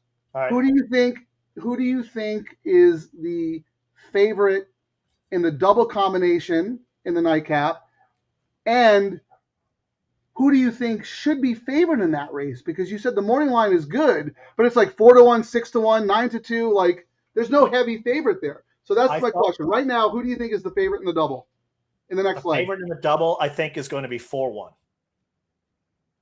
Well, look at the 2 horse in this race to a horse in the next is the favorite combination. So the 2 here, who do you think that horse is in the next race is tied to the 2 as the favorite? In the next leg. Probably the JJ horse, yours, Genius. The 7? Yes. Yeah. You're right, $44. And that's probably because, the people who do the morning line betting, that was the morning line, you know what I mean? And then they were like, well, the 4 in here is the Breeders' Cup horse. And, Right, but it's not like the horse was 7-5. Like 4-1 is not that great. You know what I mean? So that was my first question that you got right. Check. Second question is, actually, I got follow-up too. Next question is, if you were making the morning line, who would the favorite be in that race? You don't have to tell me a price, but who would the favorite be? The favorite in the nightcap? If you had to pick the favorite for the morning line in the nightcap, who would it be? Number one. Because of Pratt. The presence of Pratt, last out. Good call. You know what I mean? That's who I would have made the morning. And not just the Pratt angle, but I mean, sometimes when you look at some of these horses and you see a jockey like Pratt or one of the IRAD hops on a horse and it didn't win, you automatically upgrade it. When you see Powell put someone like Pratt on off a win with his main guy, that's another So, okay, and then my follow-up question to that is, so if you were making the morning line, how the public was going to bet the last race, you would have the one as the morning line favorite at what price? 4-1. Yeah, if I was stretching it, 7-2 in that race. I mean, I didn't like who they made, but I thought I thought we should have seen a lot of, maybe a 7-2, a couple of 4-1s, a 9-2 type of thing. I didn't think it was as 10-1, 10-1, like, the morning line. But I mean, as you just pointed out, Kieran, a very tough race to price up. It's a thankless job. When they're right, oh yeah, of course you are going to have that like that. And when they're wrong, you suck. No, but I'm asking you, and I'm trying to tell the audience, the reason I'm asking Kieran these questions for two reasons. One, Kieran's very good at his internal head pricing of the races, and he uses it to great advantage in his handicapping and when we talk about it on the show. But also, too, you have to get into the routine of having an idea in your mind about what the fair value of a horse you like is.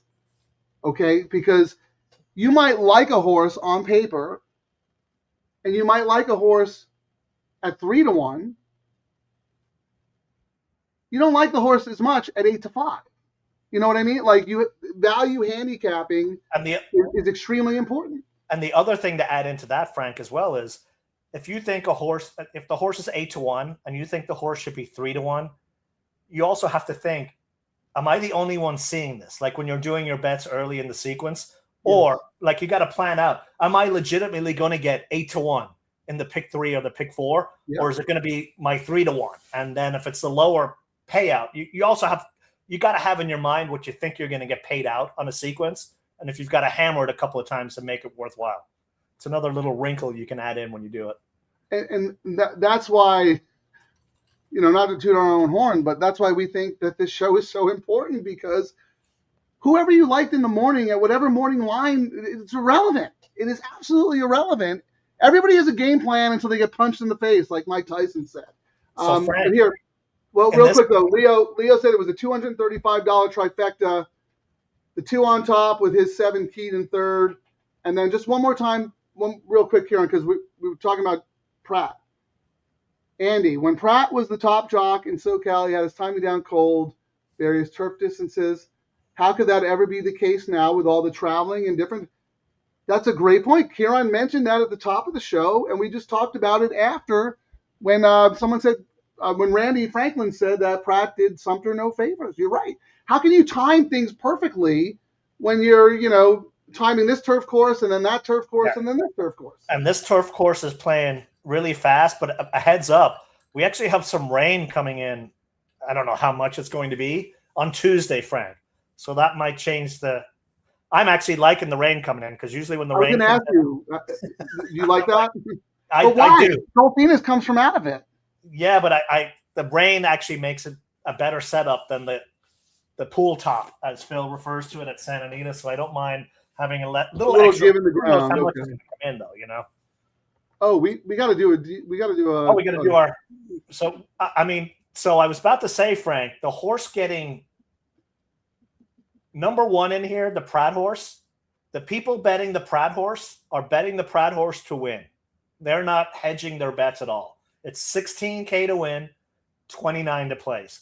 Explora is the typical Baffert, $22 to win, $13 to place, because they're not believers.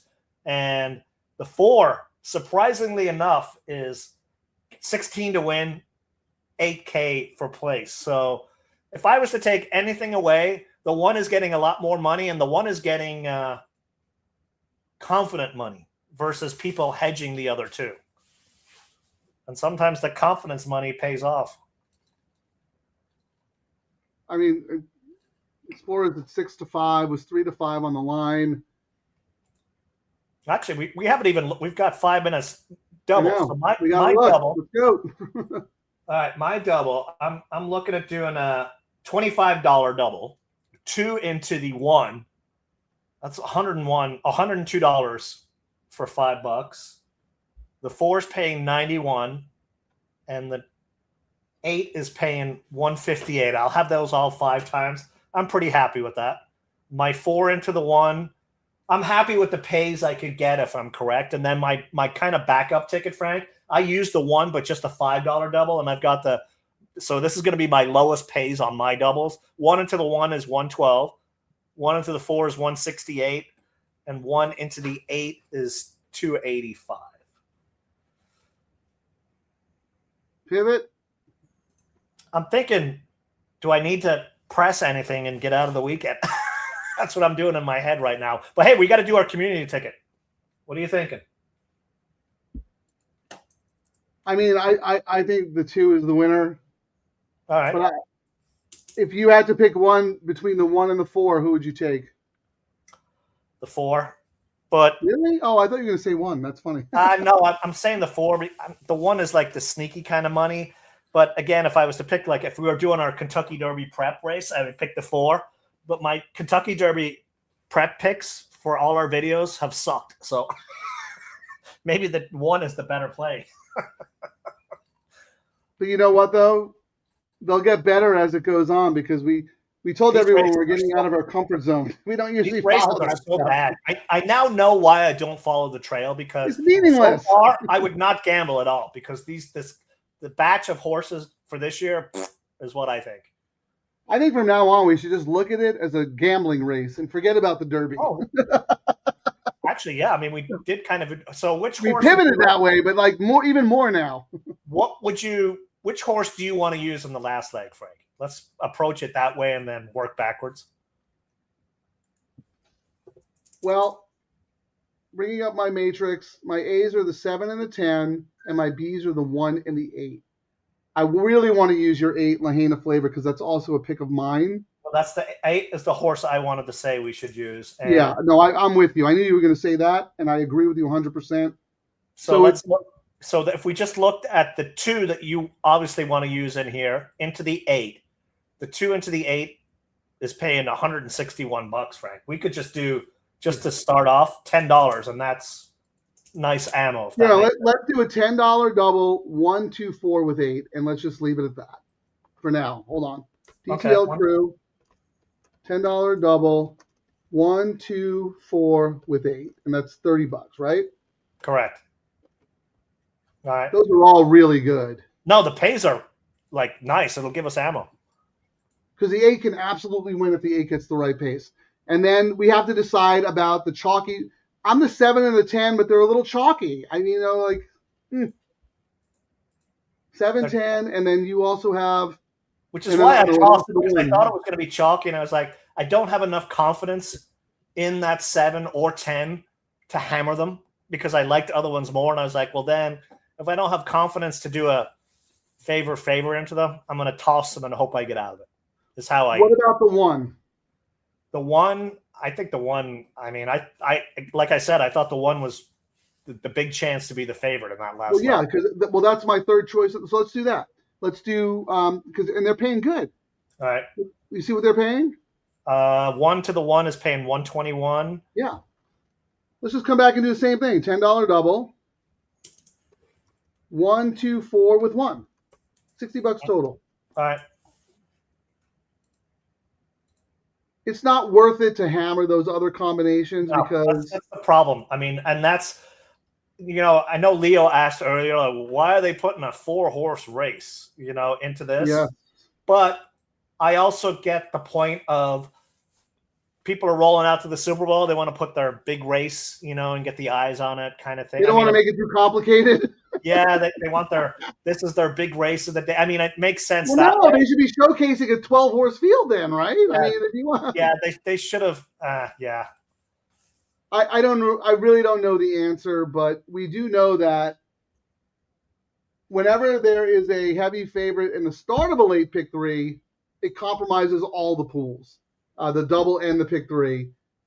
We'll see what happens when there's a huge favorite in the middle of the late pick three to start the late double, because we've never seen this. No. Usually this race is really competitive. So anyway, I like the DTL Crew bet. Real quick, good luck, John. $20 double, 2 with the 4, 6, 10. Wow, we're gonna have to go back and look at those. And Four. how about Dan Gonzalez? It's 2 or 4, or I'm out the door. We did not use my 5, but I've got my 5 on my ticket, Frank. I mean, 1, 2, 4 into the 5, which is Balladeer, right? Oh no, Balladeer is the 4. No. 1 into the 4 is 1. Yeah. What is it? The 1 into the 4 at least fine. is 159, but the 2 into the 4 is 94. The 4 into the 4 is 89. We're going to end up spending $100 to win. Well, when we who got do you to like better? Who do you like better, the 1 or the 4? Based on my notes, I said do not discount this paycheck horse Balladeer with Kent in the last race. Do not discount. But what did you say about the 1? Pratt for Powell, no way 6-1. I wrote more about the 4. Well, let me look at the order you have them in. You have 8, 1, 4 in your pick 3. Yeah. So that tells me you like the 1 better. I do, but it's also my heartstrings going, Kent has made me so much money in the last race over the years in Southern California. Well, do you want to cancel the bet with? I think we have to use the 1 because the 1 is your second choice. Yes. Yeah. And the 1 is my third choice. Yeah. And I mean, if we start doing another bet with 1, 2, 4, with even if we did another $10, we'd be looking at. And you already have the 4. And I already have it in mind. So I mean, I'm good. And we're playing the DTL bet to win. I get it, but if your second choice is also my third choice, that's the horse we have to use. I don't have the 4 is a C. Absolutely agree. Okay, cool. All right, they're in the gate. Good luck, everybody. Let's get her done.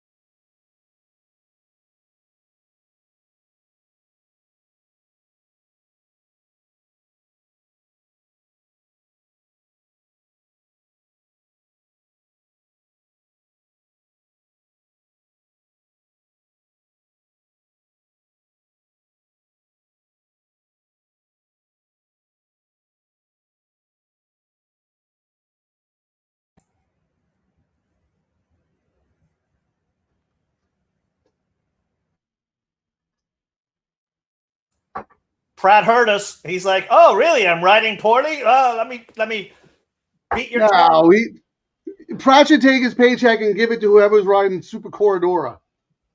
That was, I don't know what. I mean, when we talked earlier on the why show, is Barrios going to do that? Like, he's outside. He could just sit I know. chilly. He Like- wanted to bury Baffert. the reason, I mean, remember what I said earlier in the show? I was like, the reason I gave a chance to the one was Yes. we knew JJ was going to go to the front because that's how Super had beaten last time, and Pratt could just sit and pounce, and the two of them smoked each other, and that's exactly how the race came out. Like, And wow. Kieran, which is exactly why we're live in the crew. Yes, we are. Remember, we were just going to do 2-4. I asked you, it's so funny because when I asked you, who do you like more between the 1 and the 4? I would have bet my life the 1. And when you said the 4, I was like, really? Because you were just, the whole show, you're making a case about how the 1's going to win. But the 4 was the one that should have won, and this is another, like I said earlier, Derby prep out the window. Like the 4 now that was a horrible ride. Pratt, and then the early move Pratt did to pressure both of them. That was a great, that was Pratt that we know. I told you, Explorer is the real deal. The only reason she lost that race was because of the 4. Explorer is way better than the 4. The 4 took the start. I'm not knocking the favorite. The favorite is super nice. And that's the kind of run style that'll win the Oaks. So Correct. Coming out of this race, I mean, you got to love the 1 going into the Oaks. Oh. And I was so mad when the 4 won on Breeders' Cup Day because I know the 4 was not as good as Explorer. I know she's not. No, we had some big money bets on that, but and then we saw it today. There was no way JJ was going to let that same thing happen and not be at the front. But here's the thing, Kieran.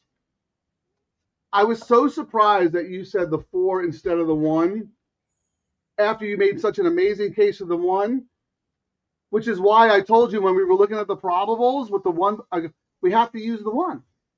Because I think you would have felt really, really frustrated if we didn't have the DTL crew bet going using True. just the 2 and the 4. I mean, If you had asked me between the 1 and the 4, I would say let's toss the 4 and use the 1, just based on your argument. And it happened exactly how you saw it in your head. well, what I was trying to do is because we sometimes on the bets we do, we try to go for the stuff we don't have. So I was trying to think on paper, this should have been 2-4. You know what I mean? Like a 2-horse race. But that's what I was kind of leaning towards. I'm surprised you're saying that because what is your case for the 4? You made the greatest case in the world for the 1. True. What is your case for the 4? I'm giving you credit. You should say thank you, Frank. I thought, I mean, the 4 now. No, seriously, why did you like the 4 more in this race? I just felt it would get the jump on Explorer again, and I thought the outside post Barrios would use it to his advantage. And did you think the 4 was going to clear, or like? I thought the 4 was going to clear. I knew JJ was going to press with the front, but I thought Barrios would have kind of not gone with him, or maybe sat 1 back. You know what I mean? Not gotten into the speed duel he did, and then. See, I thought the way you talked about the race was, but it did was set perfect up because if the 2 is outside, the 2 wins that. If the 2 is in the absolutely, 100%. There's no reason why the 4 needed to do what the 4 did in this race. 4 horses. Explorer had to go because Explorer is drawn inside. Like she had to go. So all the 4 has to do is just sit right off that horse. Right. And instead they kill each other off. And it's set up, which is exactly how you and then how you Pratt, drew it up, man. anyone else on the 1 would not have won that race, but I think Pratt sitting there saw what Barrios had done, and he's like, I'm going to move now. That horse is going to fold like a cheap seat. Yes, exactly. You know what I mean?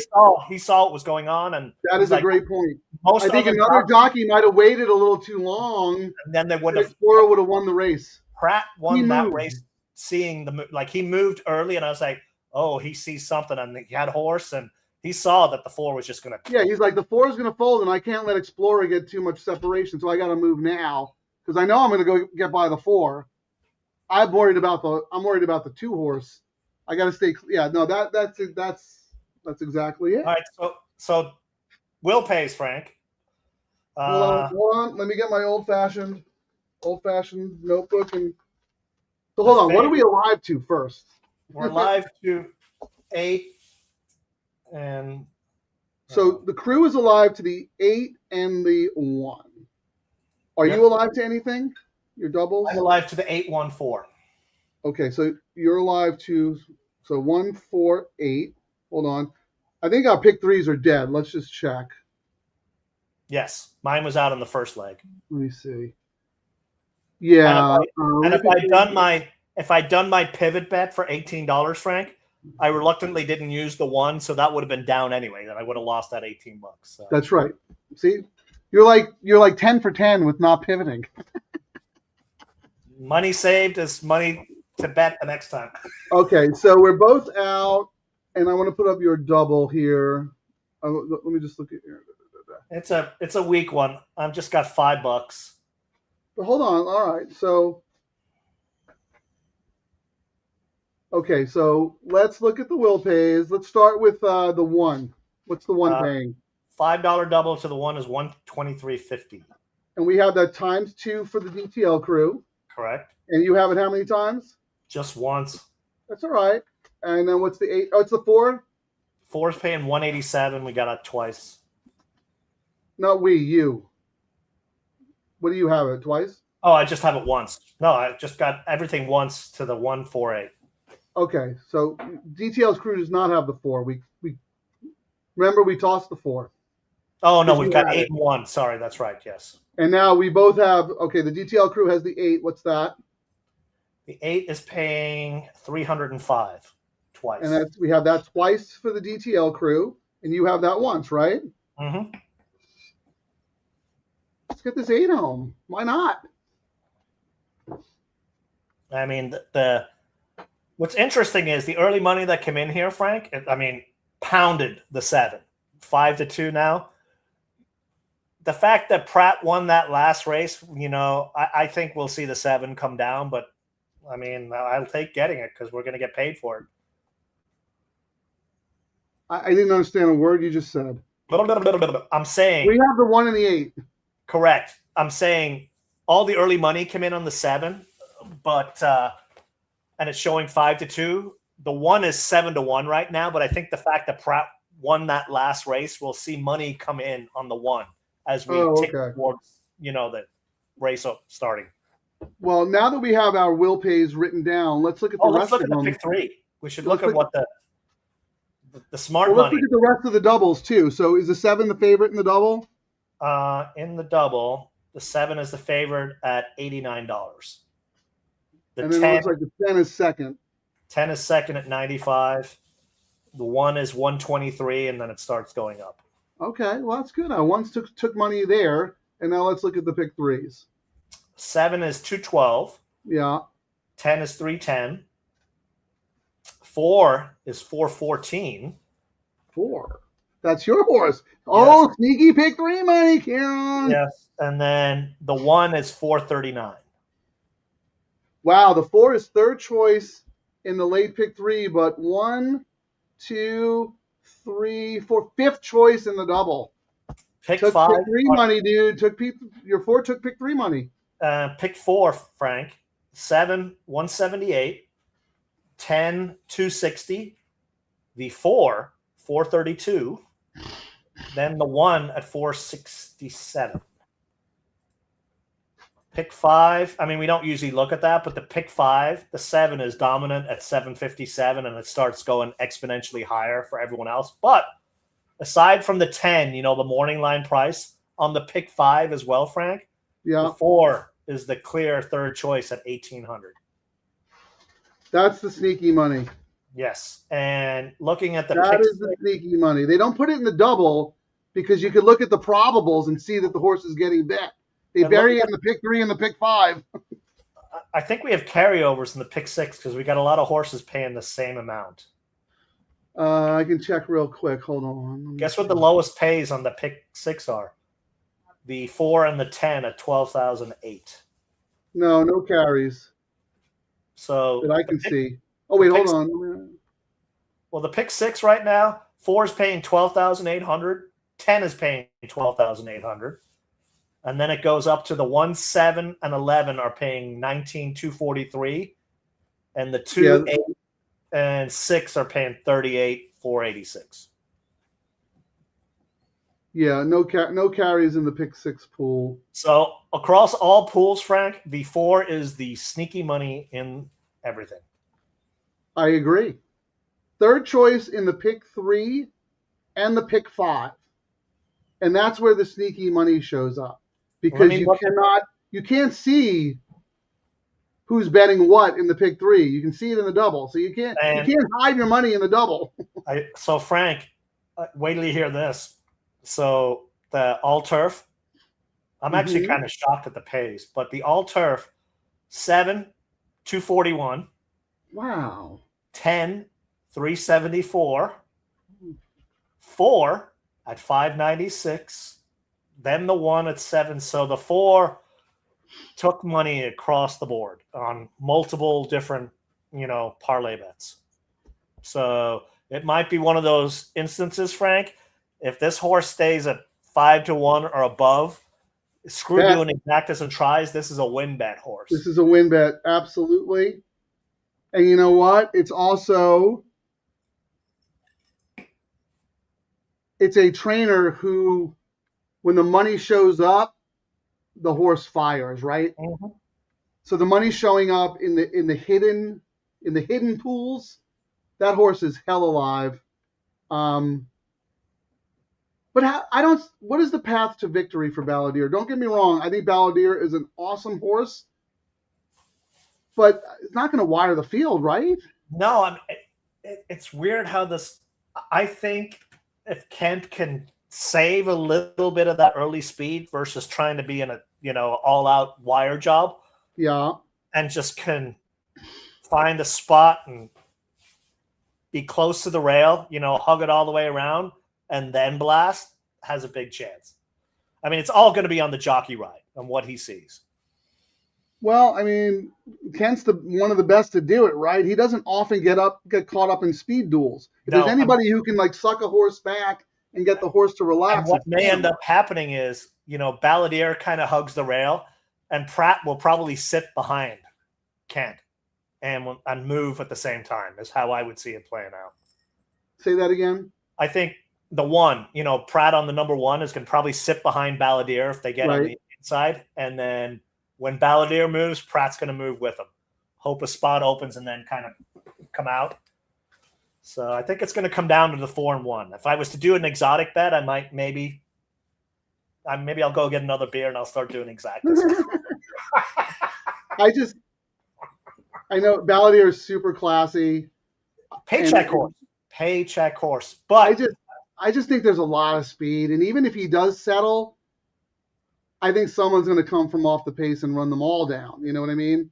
The one thing that made me upgrade it, aside from the fact that, Kent almost lost last out, was, the juice was a nice difference there. So I think the juice helps this horse a lot.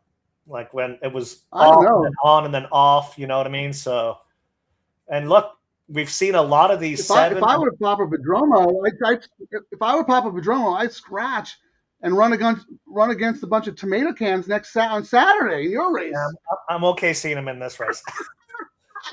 He's like, what? All I got to do is beat Gold Phoenix? Easy peasy. He's watching the Little Red Feather workout videos on Instagram. I got to tell you, we've seen it actually happen a lot this season. These older horses are running very, very well. We've seen lots of 6 and 7-year-old horses do pretty well. I mean, you usually discount them. I'm going to tell you right now.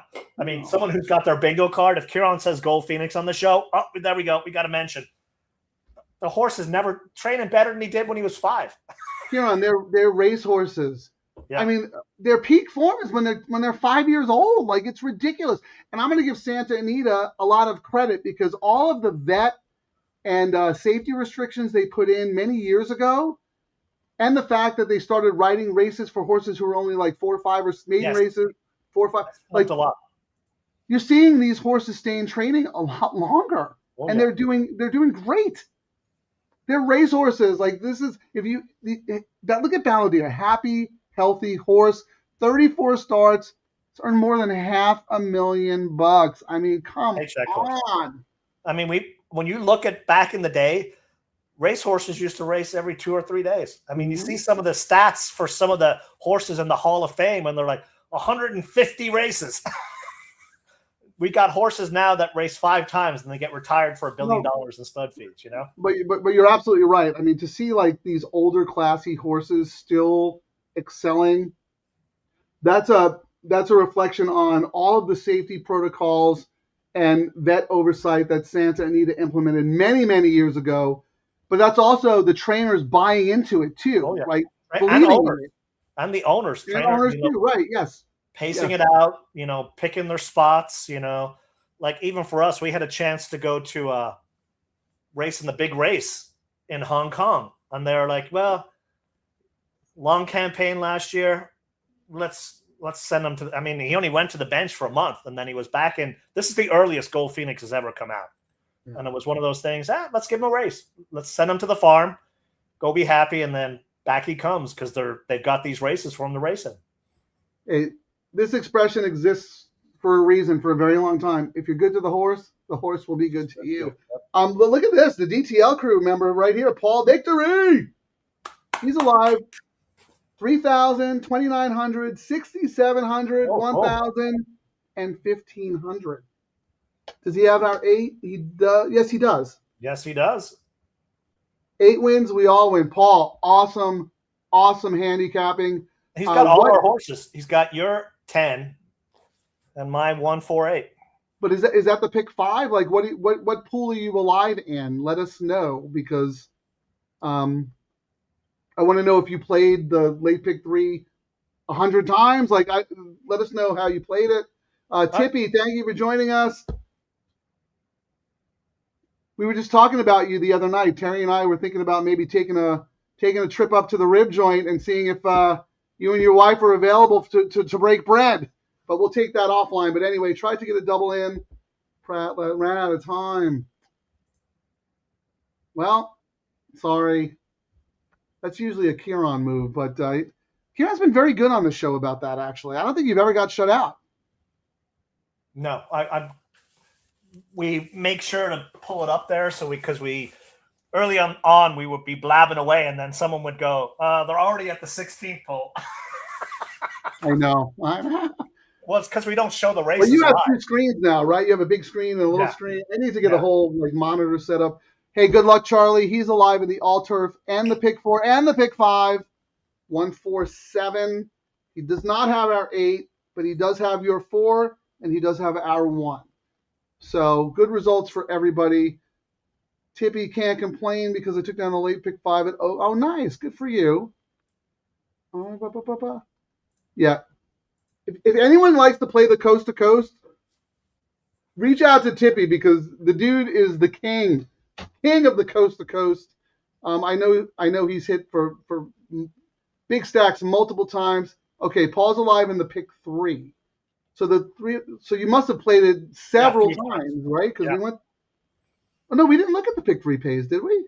Yeah, we did. They were pretty decent. The pick 3 right now, 439. He must have had it 10 times. Yeah, that's what I say.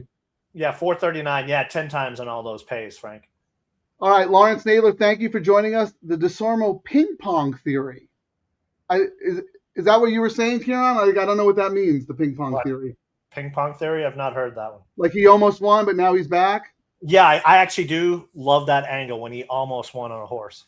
Especially is that what you're talking about with the ping pong? Yeah, I mean, especially, I got into an argument one time with someone, and they blast us when I said, I always bet Kent DeSormo in the last race or Mike Smith when they hang around the last race. And the guys are like, that is the stupidest thing I ever heard because they draw the races. They don't know what order they're going to be in. Right. They don't know that they're going to be in the nightcap. But then my argument is they stay around for the nightcap is what I'm telling you. Yeah. They could I got food poisoning. I got to go home. And, they still make fun of me. And it might be the stupidest thing. Like I always win with Gold Phoenix when I wear green socks. You know what I mean? If it works, it works. All right. Let's play a real quick fun game. The two big tracks today, Santa Anita, obviously.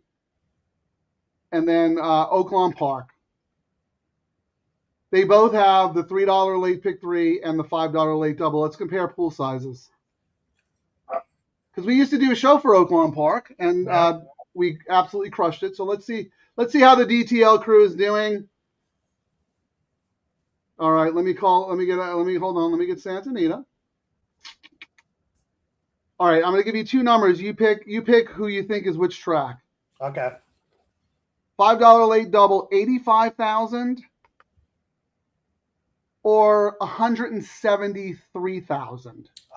73 is sunny California, is what I'm saying. Even if it wasn't sunny, I don't know. I think it's the Double Trouble live crew shows up. Oh my God, double the pool size, Kieran. Yep. Oh, not surprised. I don't think there was an Oaklawn show that we did that was under 100. No, I think one was like 97,000, and yesterday they had their big contest, and they still couldn't crack the number. That's the whole reason you run those big money tournaments, is so people will churn the pool, and it still didn't help. So, all right. Well, this one's. I know this one's gonna be a tricky one. Okay, the first number in the late pick 3, 123,000, or 213. Based on this pick 3, I'm going to have to say the higher one is Santa Anita again. Yeah. Well, lucky guess, but you're right. Yeah, lucky guess. DTL crew, thank you so much. I love to see these numbers for Santa Anita. Oh, yeah. Because they were the OGs. They started all these low takeouts. They were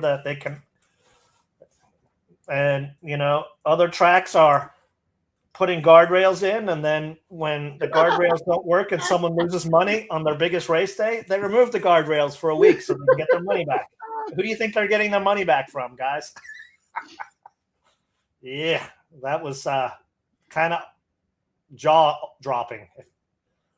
Thank you so much, Santa Anita, for providing these retail player-friendly pools. Thank you, DTL crew, for showing up week in and week out and having fun and gambling with us. But more importantly, putting your money where it actually matters, because the more success these pools have, the more options we're going to have. So, Frank, yeah. I've got my DGen bet, my Super Bowl bet right here. I got to pay for the weekend because I kind of messed up today. So I was just going to do an exacta box 8-1, but I'm going to throw my 4 in. So I'm going to spend $60, $10 exacta box, 1, 4, 8. And I'm looking at 1, 4. I think the lowest pay across the board would be $500 when this hits. It's just a matter of which one comes first and second of my 3. So the 1-4 exacta, which would probably be the lowest pay for you, is $55 for $1. Yep. I'll take it. Yeah, that's pretty good, man. Pretty good. All right, Paul Victory's got it multiple times. My man. How you doing? Victory. Yeah, here's the ping pong. Back to Lawrence. Sit in the jockey room all day. Only man of the day. At the very least, the jock's going to be trying, right? Brooklyn John's going to play a trifecta. He thinks the 6. Do we talk about the 6? No. Rastaman vibe. The Ricky. Over 15 at Santa, but he's using in the try. 7 times in the in third. So that's a very good trifecta. And the other interesting thing is recently gelded, and I usually upgrade horses when you get that, change. And this is a marathon horse cutting back quite a bit.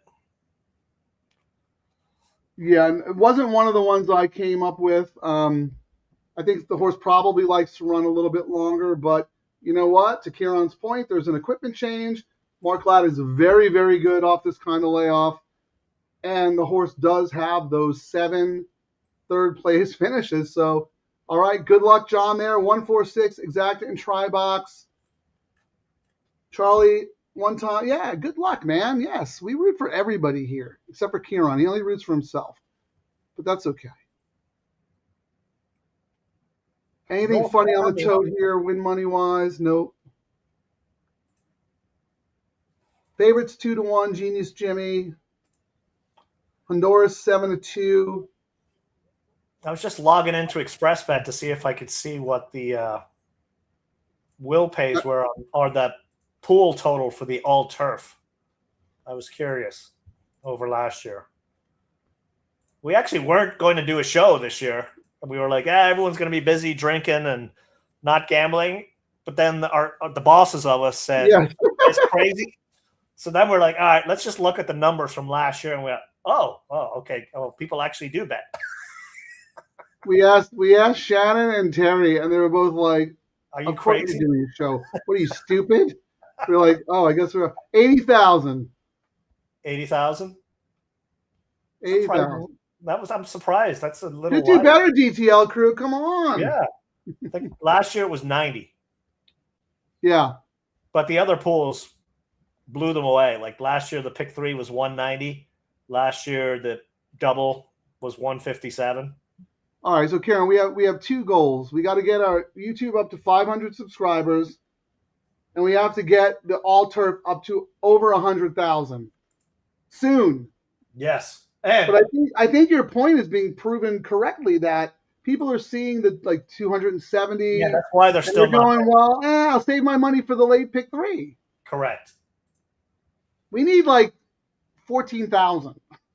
You know, we need one that blows it out of the water. A couple of those will jump it up big time. Or, better yet, handcuff it to the turf pick 5. Middle pick 5. The middle double trouble live pick 5. How about that? All right, Balladeer, are you going to do the win bet, Frank? I did my exacta. I might just do a win bet too. It's higher than what we thought it was going to be. I'm not. I don't like Balladeer. I'll root for you, but I don't like Balladeer here. Oh, we're off, Frank. All right, good luck, everybody.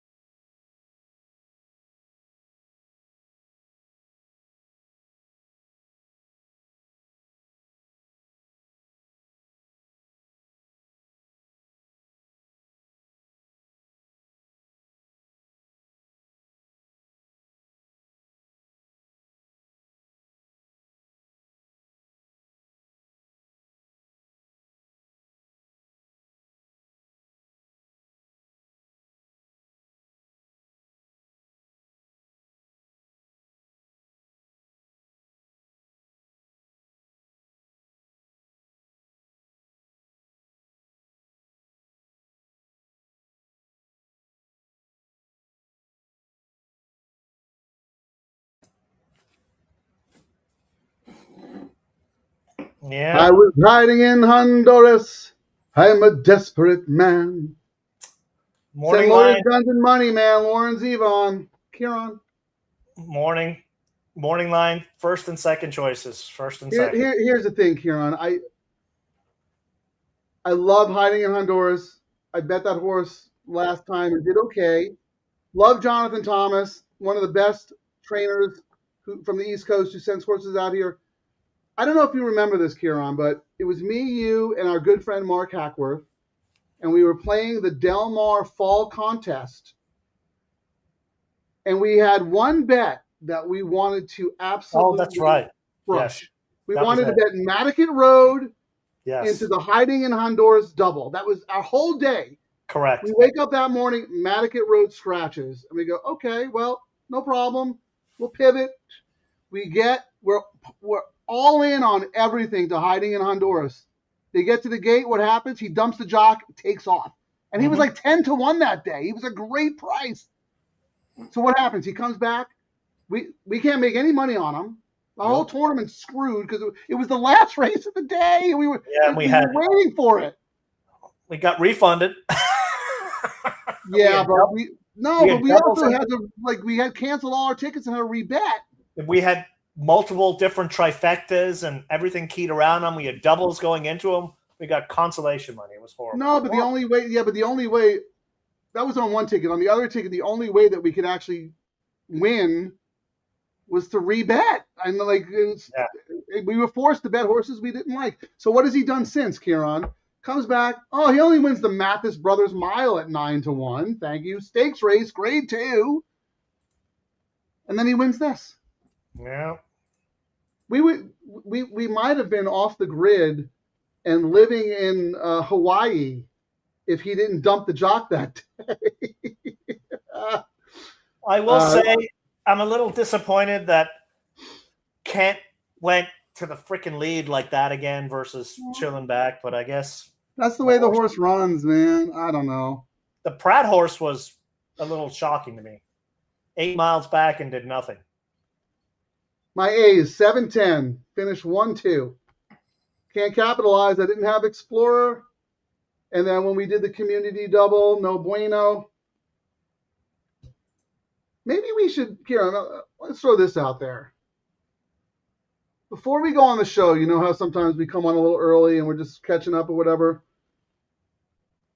Let's map out a community double beforehand, just to kind of have an idea. No, we could always email. We don't have enough time to talk about the horses that we like and the right combinations.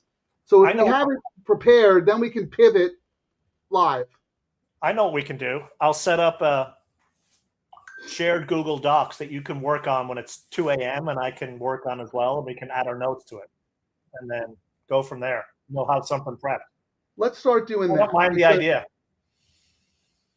Because I almost kind of feel like we could – I mean, we looked at it and it wasn't paying enough for us to do it. And I so think I'm not going to say we would have done it, but it'd be nice to at least know that it was a possibility. And I think a new change we should make for Friday's show, Frank, is we've been doing the community ticket as a double. Well, let's do an all-turf community ticket. We could do that too. So I like it. We want to juice the all-turf, so let's I like it. All right, see. All right, let's look at Paul Victory right here. Look at our man. 1,500. Anybody else out there got a nice ticket? What did John Allwell have in his trifecta? I know he used Rossaman Vibe in third, but did that horse come in? Let me see. Let me keep rolling here. Oh, look at this. Nice for Tippy to say good luck, Paul. Got it done. Rib joint. All right. I'm gonna have Terry reach out and we'll set something up. It's so nice to see Paul Victory hit that. Very, very happy. So John had the 1-4-6. What was the final order of finish, Kieran? 10-7-4. 10-7-4. Okay. Trifecta paid $112. Exact only paid $16. So race 9 was 10-7-4? Correct. You sure? 100%? That's official. I'm looking at the results right here. Because our friends in South America want to know 10-7-4 what? 10-7-4-3-6. 3-6.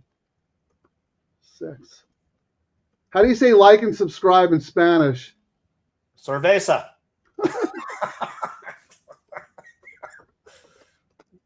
Like and subscribe. You know what? I'm going to do a Spanish. I did have a Spanish song made. I deleted them today because I wasn't sure if it actually wrote the song the way I said to write it, and I didn't want to offend anyone. Yeah. That's what they say. Curse words in Spanish after that, right? That's very funny, Kieran. Well, our picks today, Frank, this was our picks today. Horrible. Horror movie picks. I don't know. I might have to start handicapping a track that I'm not that in, go back to. No. I've been cold, dude. I am ice cold. This is what we're going to do for the next show, Frank, on our spreadsheet. First number we're going to bet.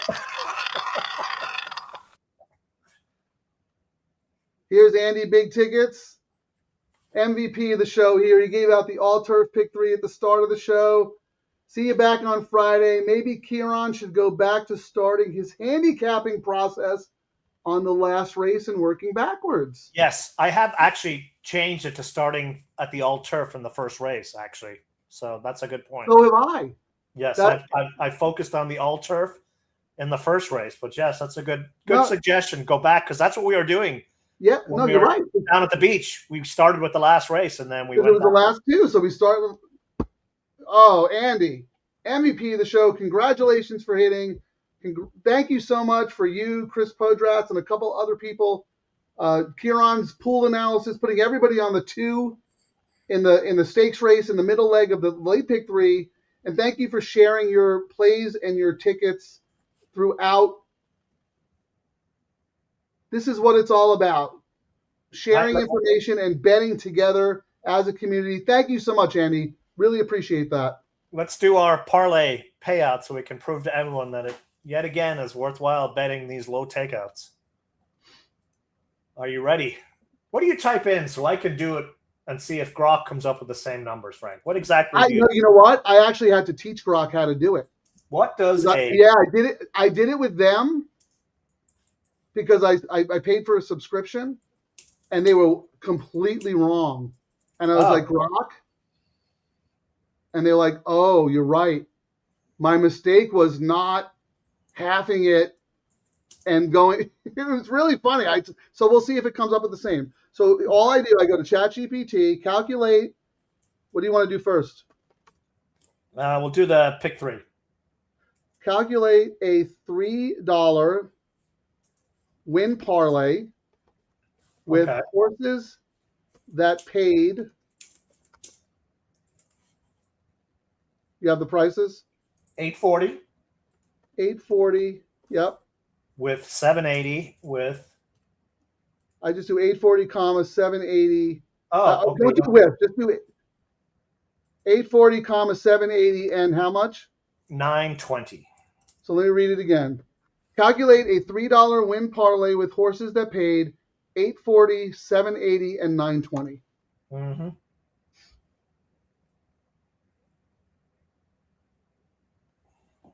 Yet another contribution to the world of horse racing that we're not going to get paid for. Teaching Grok how to do parlays. My Grok says 226.04. What did yours say? Courtesy of me, yes. 226.04. All right, and the actual pay was $310. So you got $90 more, essentially what, 45%, give or take a percent, doing the low takeout.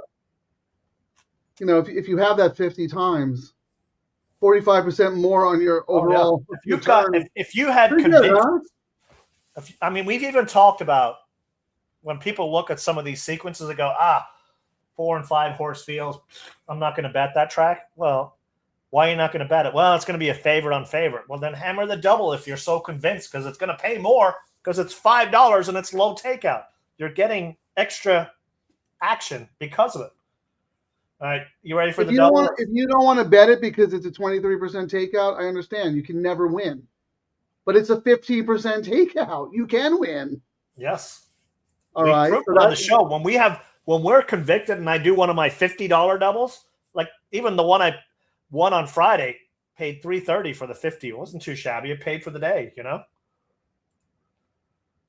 See, this is the problem, Kieran. We're like brainwashed and conditioned to think. So I always expect getting the worst of it. Like, so that's actually really good. And you're like, it was only this. No, that's great. I just did the parlay for the double, Frank. Wait, hold on. Let me do mine. Calculate a $5 win parlay with horses that paid, what are the numbers? 780 and 920. 780 and 9. What do you got? 89.70. Yep. And it paid $95.50, so you got $6 more than you should have, which is the difference on the low takeout. So you got another $6 on your $5 bet because of the low takeout. But yeah, Over $100, that's 600 extra bucks. but yeah, let's complain about the robots and whatnot. I think there could be an elimination of the big betting teams, Frank, and every bet could be a 10% takeout, and the same people would still find something to complain about. Well, you only got 11 horses in this race. Why don't you have 13? You know what I mean? There's always going to be. Yeah. Why is it $1 instead of 10 cents? Yes. I mean, that's why we ended up. The jackpot bets are what drove that whole thing, because people were like, give us those silly jackpot bets that ended up feeding the monsters that people are complaining about now. All right, you ready for that? I feel really emboldened because of what Santa Anita started and then what Del Mar emulated, and they helped us get our show up. And I'm happy about, having outlets to wager on these horses and these bets. The industry is completely focused on the wrong things.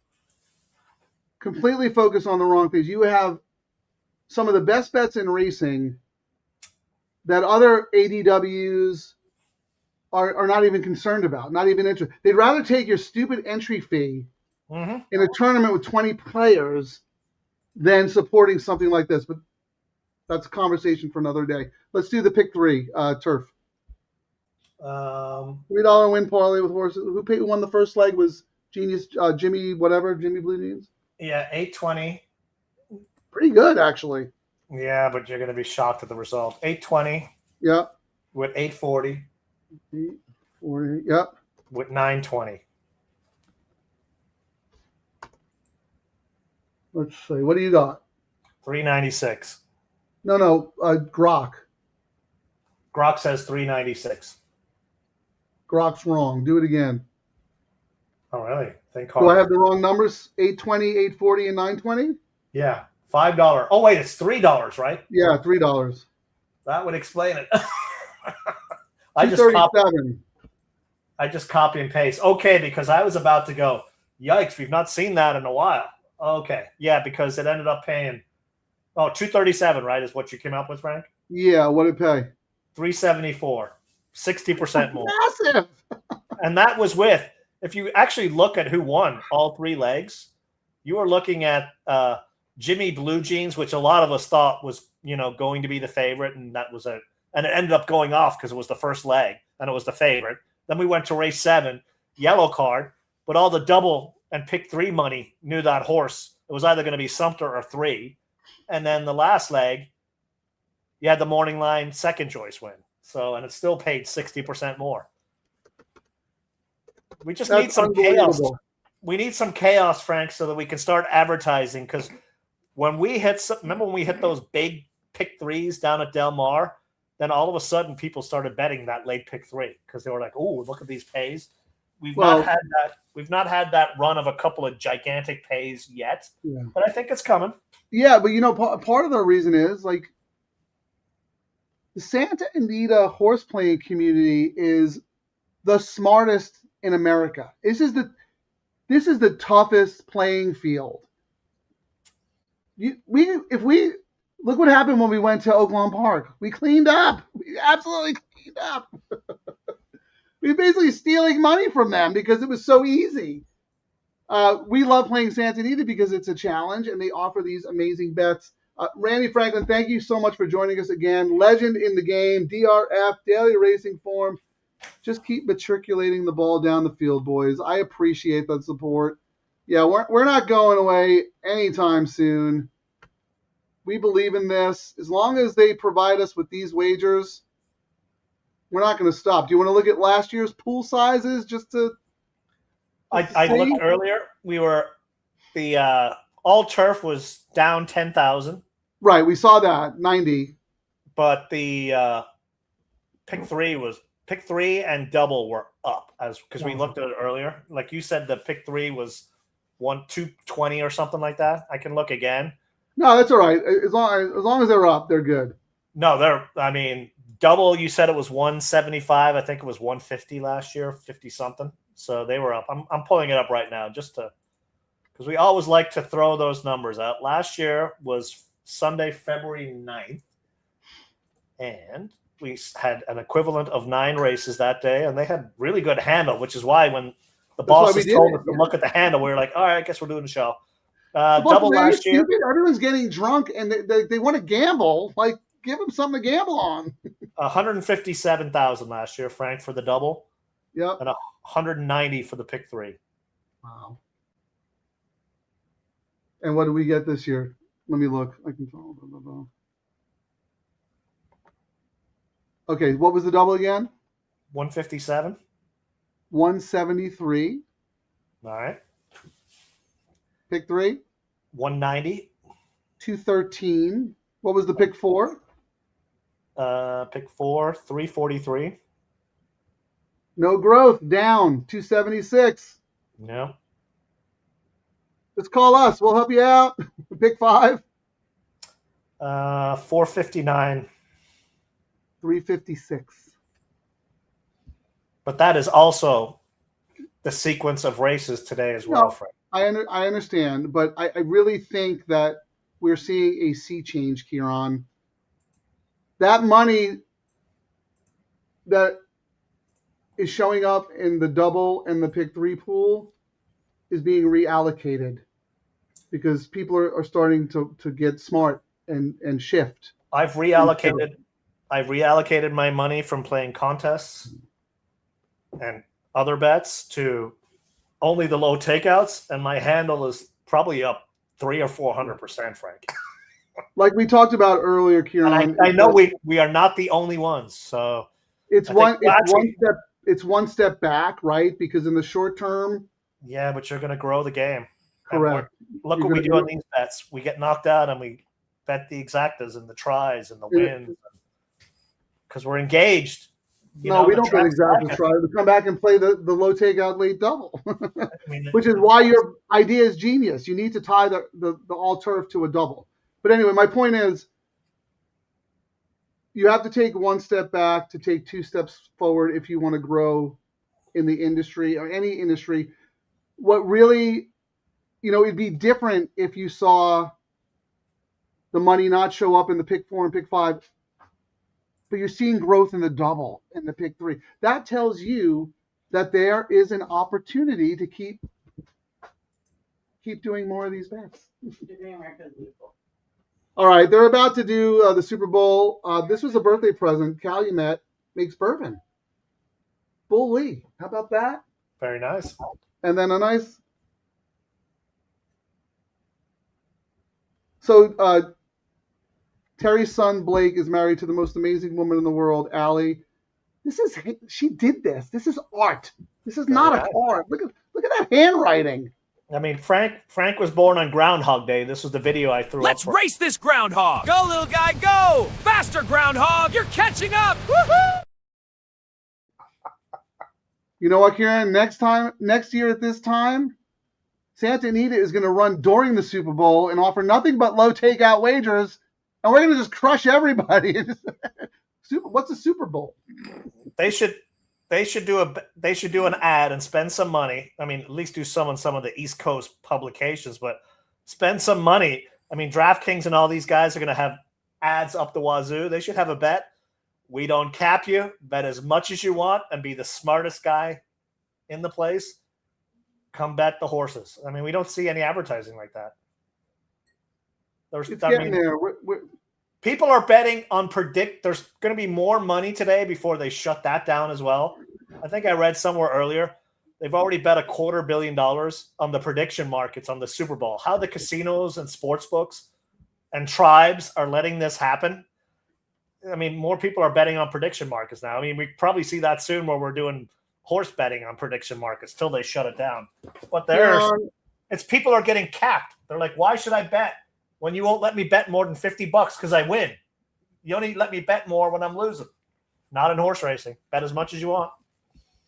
Things are changing. The suits are starting to realize that we have to do more gambling and less handicapping. More gambling. Yeah. We pivoted to the information we had. You have to have a roadmap and then take the information that's live. And anyone who,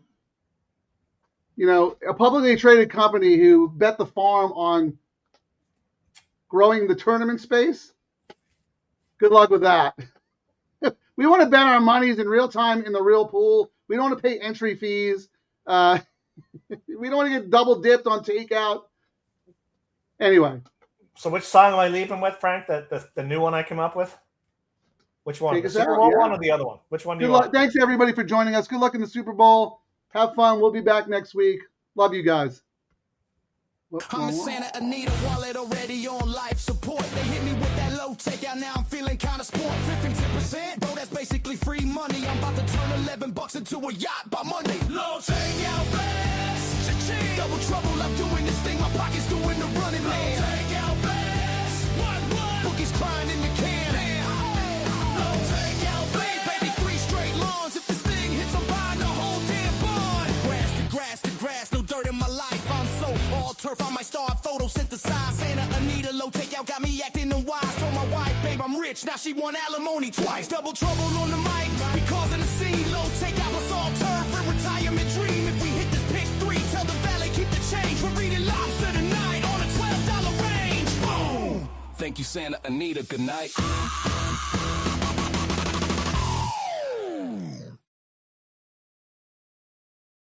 Thanks for watching, everyone. Remember to like and subscribe to Double Trouble Live on YouTube. Get out, get up, get paid.